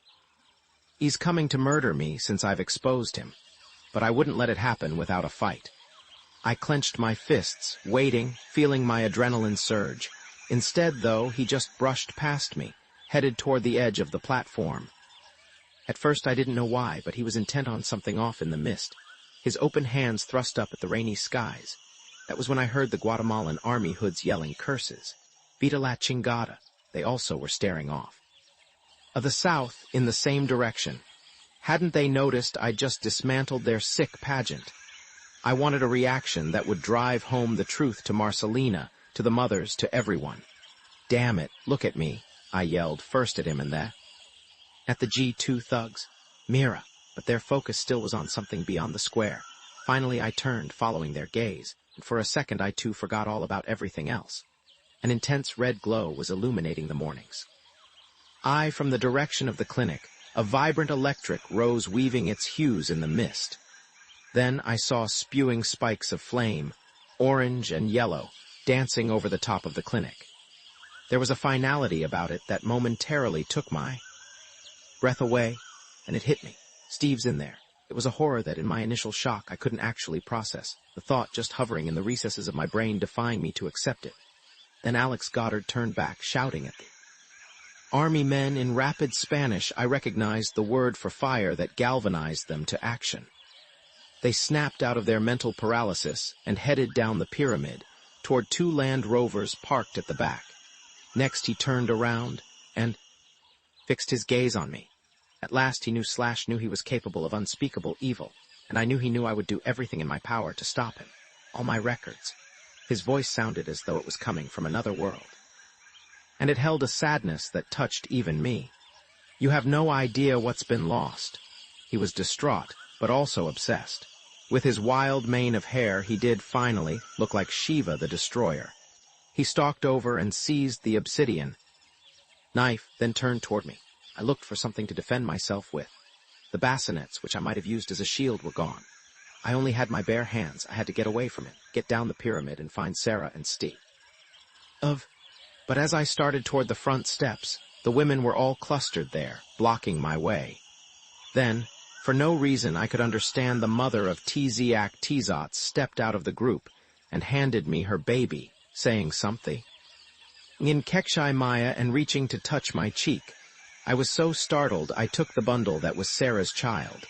But then I thought, no, Alex Goddard will just kill him too. She said he must not harm you, Marcelina whispered moving beside me. You are the special one. She wants you to give her child back to Kukulkan. She still believes, I realized. They all do. Holding Tzak, my eyes fixed on Alex Goddard, I'd entirely failed to notice. A new presence on the pyramid, a ghost-like waif in a white shift, who now stood silently in the doorway of the stone room. Sarah, Marcelina had said she'd wanted to come for the ceremony. She was being helped to stand by the 2 Maya women who'd fed me the atoll. Somehow she'd gotten them to bring her. Morgie, are you there? Sarah asked, gazing up at the rainy skies, the downpour soaking her blonde hair, her eyes unblinking. At that moment, I felt we joined, become one. Urs and me, the dogged, rational half who'd just gone over the line, her the spiritual part that needed to float, to fly free. I wanted to be with Sar, get back, I yelled and started to go to her, but there wasn't time. Now, Alec. Goddard was moving toward me holding the knife, as though tracking a prey, oblivious to Sarah, to everything. He'd concentrated all his hatred on me and me alone, and I hated him back as much. Death hovered between us, waiting. A see whom to take. But then the woman who had borne Tzak said something in Kekshai Maya, pointing back at me and her child, and lunged at him. They collided together in the rain, and next she slid down, first seizing his leg, then losing her grip and slipping onto the stones, her long black hair askew in the hovering smoke. She's trying to save me, I realized. Why? Then I saw Sarah pull away from the women supporting her and slowly move across the platform. She was walking in the direction of Alex Goddard, but then she stumbled over the fallen woman's leg and her hand went down as she sprawled across her. She must have touched something, because she recoiled backward, and only that. Did I notice the flare of a torch glinting off the obsidian knife, now protruding from the woman's chest? Sarah rose up, her eyes full of anger, and awkwardly flung her arms, searching. I could feel the passion that had been pent up all those months she lay in the coma, feeding her madness. She managed to catch hold of Alex Goddard's arm, and they began an awkward minuet, neither realizing how close they were to the stone platform's edge. I stood mesmerized a moment, then dashed toward them, but only in time to watch them vanish into the rain and haze. It was as though there had been some sleight of hand. 1 second they were there, and the next they weren't. At first, I thought my eyes were playing tricks on me, but then I realized it was real. They were gone. Sarah, I reached the side in time to see them land on the first tier of stones below. She'd fallen near the edge, but she was solid and safe. Alex Goddard, however, hit with 1 foot on Anne. 1 foot off, and the result was he slid away, then vanished into the dark rain. It's her final act of self-destruction. She's joined me in my rage, but we've both been spared. That's the miracle of Balaam. Sar, don't move. I finally found my voice. I was still holding Tzak, who'd begun to shriek, his blue eyes flooded with fear. Now several village men from the square were running, shouting, up the slippery steps. Their faces looked like they'd been painted at one time, but now the rain had washed most of it away. While I yelled down to Sarah, again begging her not to move, Marcelina was asking them something, and their answers were tumbling out. Finally, I turned to look at her, the screaming. Tzak still in my arms. No one knows where he is, she was saying as she looked down over the side. He's gone into the forest. Good. I pulled Tzak to me and kissed him, trying to tell him to calm down. And it wasn't working. Marcelina here, please hold him. I've got to get down to Sarah. She took him. Then I walked over to where his mother lay bleeding on the stones. The woman wasn't moving, the obsidian knife still protruding from her. A chest. She'd saved me, but now death had taken her. There was nothing anyone could do. I was trembling, but I turned and began easing myself over the side of the stone platform and onto the first tier of the pyramid. Sar, don't move. I inched my way across to her. Just stay still. The rain was pouring again, but the electric bloom of sparks and flames from the direction of the clinic was unabated. It would be completely gutted. Was Steve awake enough to get out? He'd seemed alert when I left him. Morgie, is that you? She was holding out her fingers. I can't see you. Where are? I'm here, Sar, right here. I reached down and took her hand, which was deathly cold. Come on, let me help. You get up. Carefully leaning against the wet stones of the side of the pyramid, I gradually pulled her to her feet and away from the treacherous edge. Then it hit me what she'd said. Sar, what do you mean you can't see me? I'm okay. It's just she was gripping my hand now, and then she brushed against the stone side of the pyramid and put out her other hand to cling to it. Morgie, I took it again. To go to their sacred place. But sometimes you can only see vision. And then after a while, everything goes blank. That bastard. Alex Goddard had given her the drug again. Now she was lost in a world of colored lights, a place I just traveled through myself. She probably had no idea she'd just pushed him off the pyramid and into the dark. Your hand feels so soft, she was saying. You're like warm honey. Sar, try to walk. We're going to turn a corner and then we'll be at the back of the pyramid. Next we'll come to some steps and then we're going down. As I inched our way along, scarcely able to keep our footing because of the rain, I wondered again about Steve. Please, God, let him be all right. When we finally got to the steps, Marcelina was there, standing. Expectantly, holding tzak, he was still crying intermittent sobs. He belongs to you now, she said, holding him out for me. It's what she wished. What? I took him before I realized what I was doing, as I idled him, gazing down at his tender little face.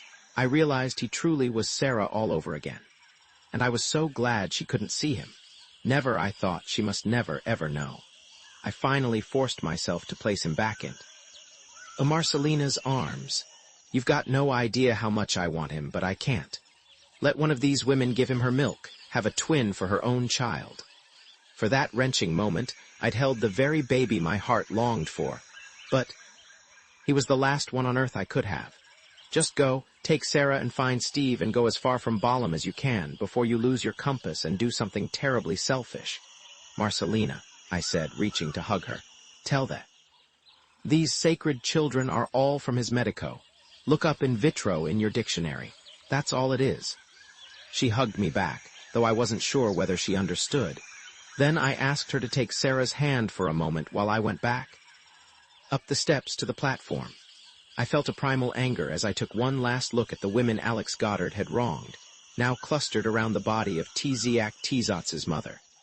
Then I bade them a silent farewell, turned and walked. Holding my tears back through the stone room. The rear of the pyramid was deserted, the steps slippery and dangerous, but it was our way out. I began leading Sarah down, step by treacherous step. Everything had happened so fast I'd barely had time to think about Steve.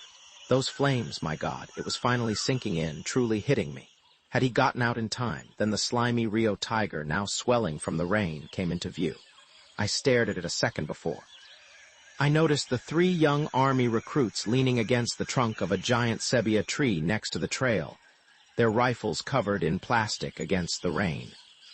When they saw us, they stiffened, shifted their weapons, and glanced up at the top of a pyramid as though seeking orders.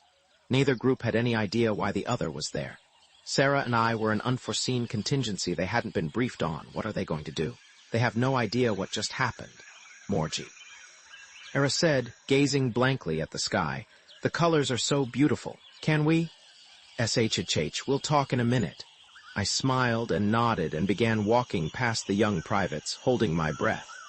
Then a spectral form emerged out of the rain just behind them. It took me a moment to recognize who it was. I was hoping it might be Steve, but instead it was a man dressed in white, now covered with mud, and holding a knife, not obsidian this time, but long and steel.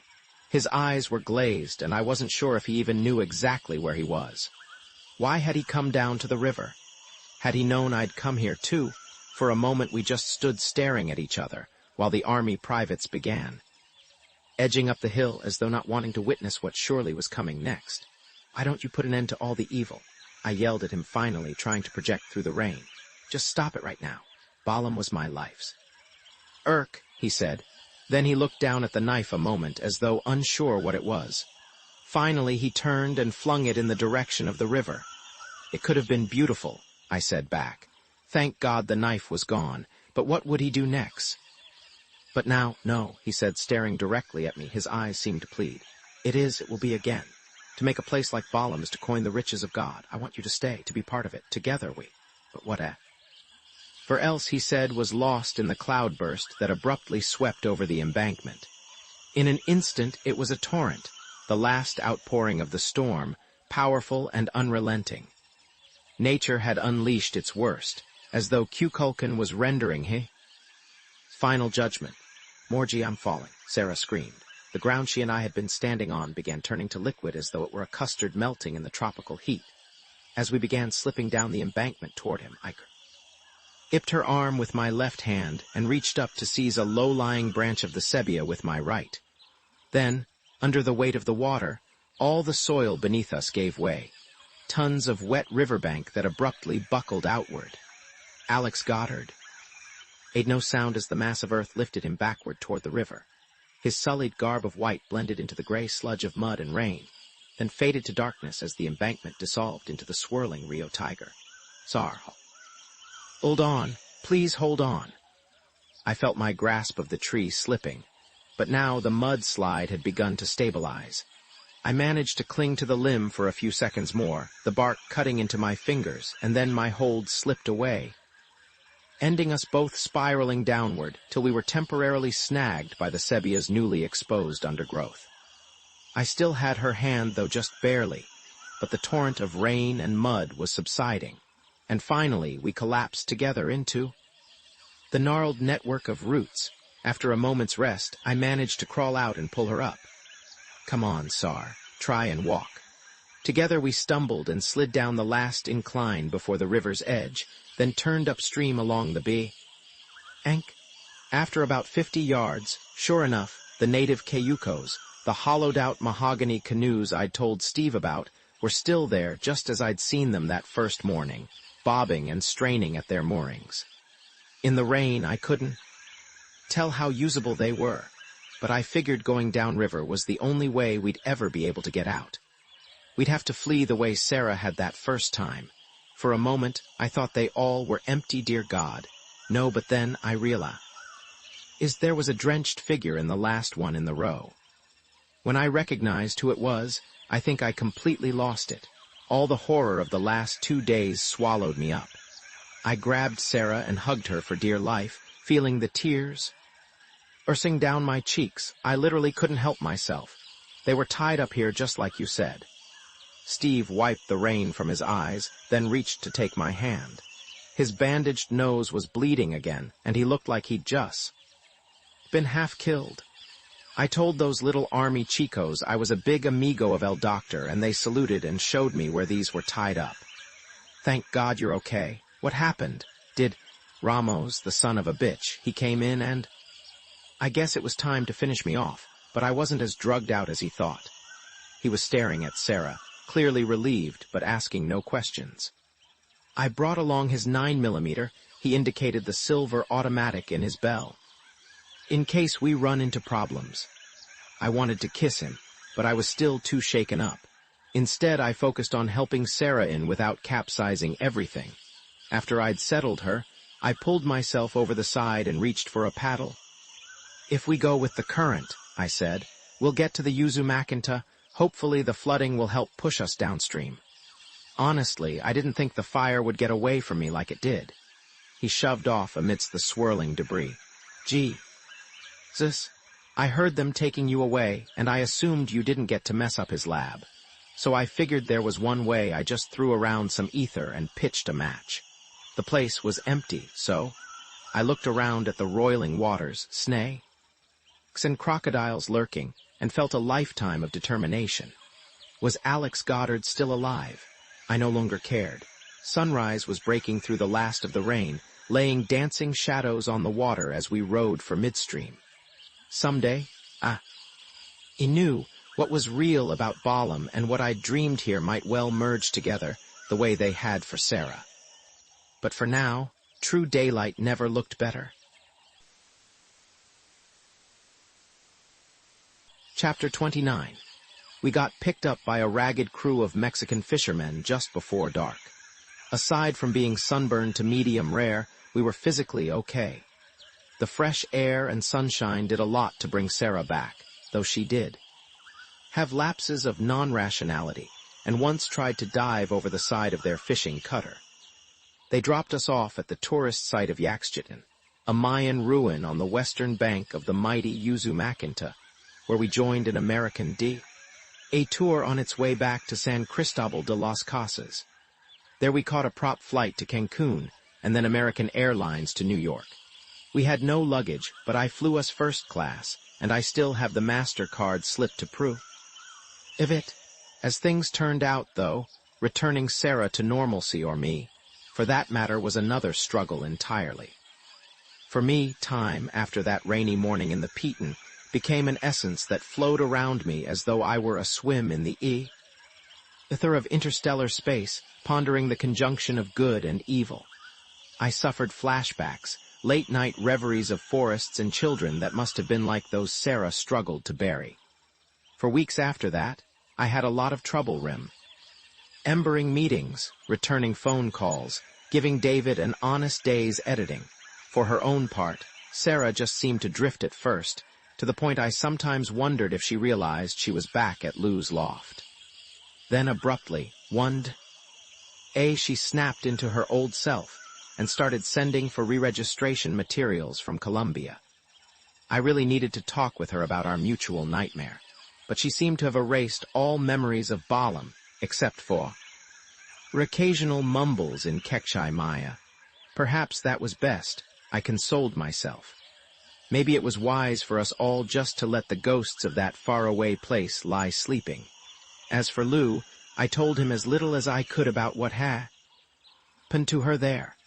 He hadn't returned to work, had mainly stayed at his Soho place to be near her, as though he was fearful she might be snatched away from him once more.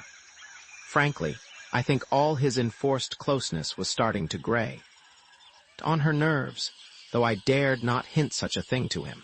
In the meantime, Steve returned to Belize to wrap up his photo essay, and David submitted a very rough cut of Baby Love to the selection committee at Sundance. Our hoped-for distribution deal with Orion was, alas, in temporary turnaround pending yet another management shuffle. We did, however, squeeze an advance from Lifetime that lowered the heat with Nikki Russo. Nevertheless, the story of how Alex Goddard touched all our lives still wasn't over. It was 2 months after we got back to the city that my dark dance with the man who thought he was Shiva, creator and destroyer, had its final pirouette, as though his ghost had returned from his rainforest redoubt for one last sorcerer's turn. Truthfully, it all transpired so fast I could scarcely take it in, but here's the rough outline of what happened. I was working late that Thursday evening in the editing room at AppleCore, around 7 o'clock, and I was feeling particularly out of sorts, including a headache and stomach pains from the leftover pizza I'd microwaved to keep me going. I was recutting some new real-life interviews I'd filmed to replace those of Carly and Paula. Children of Light had gone defunct, by the way, the phone at Quetzal Manor disconnected, but I didn't need any more excitement in my life of the Colonel Ramos variety. The replacement interviews weren't nearly as bubbly and full of exuberance, but they were actually much truer to the realities of adoption. Anyway, I listened to my stomach and decided it was high time to toss in the towel. I got my things locked up, and then I ran into David on the elevator coming down from the floor above. "How's it going?" he asked, ostentatiously checking his watch, an approving gleam in his eyes. I was glad he wanted to let me know he'd noticed I was logging long hours. Then he looked at me again. "Hey, you feeling okay?" "I've been better," I said, thinking how nice it was that he cared. Could be a couple of aspirin and a good night's sleep are called for. "So now you're a doctor," he said, following me into the lobby, providing self-diagnosis. "David, give me a break. I just happen to feel a little off today, okay? It doesn't mean I'm at death's door." "Yeah, well, the way you look you could have fooled me." He headed down the street toward the avenue, then he called back over his shoulder. "I don't want to see you in tomorrow unless you look like you might live through the day. I pay for your health insurance. Use it, for God's sake." After I found a cab, I began to think he might be right. This was no typical down day. So I decided I'd stop at the Duane Reade on my corner and talk to the pharmacist. The second shift man was on, a gray-haired, portly old guy who knew more about drugs than most doctors. The tag on his jacket said "burned," and that's all anybody ever knew of his name. I sometimes called him Doctor, Burned by way of banter, but nothing I could do would ever make him smile. The place was nearly empty, and a pharmacy at the rear, with its spectral fluorescent lighting, looked like an outtake from a low-budget Wes Craven movie. Burned, who was in back puttering, came out and looked me over. I know it sounds naive, but I trusted him more than I trust half the young, overworked interns you get at an emergency room these days. I poured out my symptoms, including the story about how I'd been given fertility drugs and toad venom. Was it all coming back to haunt me? The dark hand of Alex Goddard? He began by asking me some very perceptive questions about things that had been puzzling me, but I'd sort of managed to dismiss. Finally, he walked around the counter and lifted a small, shrink-wrapped box off a rack. "Try this," he said, handing it over, "and then come back tomorrow. Maybe it's not such a big deal." "You're kidding," I thought, looking at the box. I got home, collapsed onto the couch, and opened it. Believe it or not, I actually had to read the instructions. I did what they said, checked the time, and then decided to run a hot bath. I filled the tub, dumped in some bubble bath, put the cordless on the toilet seat, and splashed in. It felt so good I wanted to solve. Then I reached for the phone. The clock above the sink read 8:30, and I figured rightly that Steve would be back at his hotel in Belize City. Sure enough, I got him on the first try. "Honey, you sitting down?" I said. "I'm lying down." "And you wouldn't believe my day. You're not going to believe what I just heard from the pharmacist at the corner. Remember I told you I've been feeling strange and some things were a little behind schedule? Well, guess what? We're about to find out something. We can't be together, but we can share it over a satellite." "You mean I'm doing the test right now? You know, you take the stick out of the glass holder and if it's turned pink." He was speechless for a long moment. Finally, he just said, "Wow." I checked the clock again, then reached for the test tube. This, I realized, is the most incredible moment in any woman's life. Is your world going to go on being the same, or is it never, ever going to be the same again? When I pulled out the stick, it was a bright, beautiful pink. "Steve, I love you. It's Max." He didn't realize it, but his voice had just gone up an octave. "What? That's my dad's middle name. I want to name him Max. It's an old family tradition. And what if it's a girl? Don't say Maxine or I'll divorce you before you even make an honest woman of me." "Nope, if it's a girl, then you get to pick." I couldn't believe I was finally having this conversation. It was something I'd dreamed of for years. It then got too maudlin to repeat. He was coming home in 11 days, and we planned the celebration. Dinner at Le Cirque, and then an evening at Café Carlyle. For a couple of would-be New York sophisticates, that was about as fancy-schmancy as this town gets. I was crying tears of triumph by the time we hung up. By then it was late enough I figured Arlene would be home from her exercise class, so I decided to call her and break the happy news once more. Who I really wanted to call was Betsy on the coast, but I knew she'd still be driving home from her temp job. Arlene would have to do. Telling her would be the equivalent of sending an urgent email to the entire office, but I wanted everybody to know. 2 birds with 1 stone. I looked down at my body, all the curves and soft skin, and tried to think about the miracle of a baby finally growing inside it, life recreating itself. God, Arlene was going to break my mood, but for some reason I had to call her, if only to bring me back to reality. I reached over and clicked open the cordless again. I was punching in her number when something made me pause. It was a nagging thought that I'd managed to repress for a while. Finally, though, it wouldn't stay down anymore. There was something I had to check out. I slowly put down the handset, climbed out of the tub, dried off, then plodded in the bedroom to dig out my private calendar, which had long since become a record of everything relevant to my and Steve's baby project. It was buried at the bottom of the desk's second drawer, in amongst old bank statements. It was all, so figuratively, covered by 2 months of dust, since that was how long it had been since I'd bothered with it. I guess my attitude had been, what's the point? I placed it on the desk, trying not to get it wet. Then I wrapped the towel more firmly around me, switched on the desk lamp, and sat down. I think I was also holding my breath. I counted all the days twice, but there was no mistaking. The night Steve and I had spent so gloriously together in the Camino Real wasn't a fertile time, not even close. I suppose that by then I'd become so despairing of ever getting pregnant, I hadn't even given it any thought. It was enough just to see him and hold him. I just sat there for a long time staring at the white page, unable to move, random thoughts coming too fast to contain inside my tangled brain. Finally, though, I managed to get up and numbly put the calendar away. Order, I needed order. I then worked my way into the kitchen to fix myself something. I had a glass of water, then pulled down a bottle of Red Label and poured myself half a tumbler. Okay, somewhere down deep I knew it was the worst possible thing I could do, but I wasn't thinking, just going on autopilot and dismay. I drank off a shot of the foul-tasting scotch, then realized how thoughtless that was and dumped the rest into the sink. Next, I moved into the living room and put on a raga, Malkon's concert. Volume, the one where the first note goes straight to your heart. Finally, I collapsed onto the couch, the room now gloriously alive with all the spirituality and sensuality of the raga, notes piling on exquisite notes. For a while I just lay there numbly, enveloped in its lush eroticism.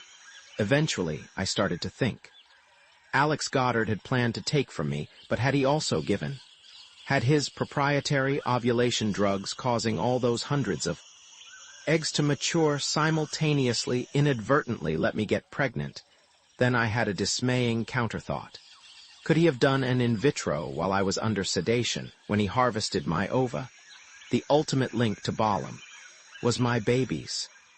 Eras too, one of those last frozen embryos in his. Then I leaned back and closed my eyes. No, surely not. This baby was Steve's and mine, ours, had to be. His unintended, beautiful, ironic gift, surely go for a second to ache, embrace life, be Molly Bloom and shout it. Yes, yes,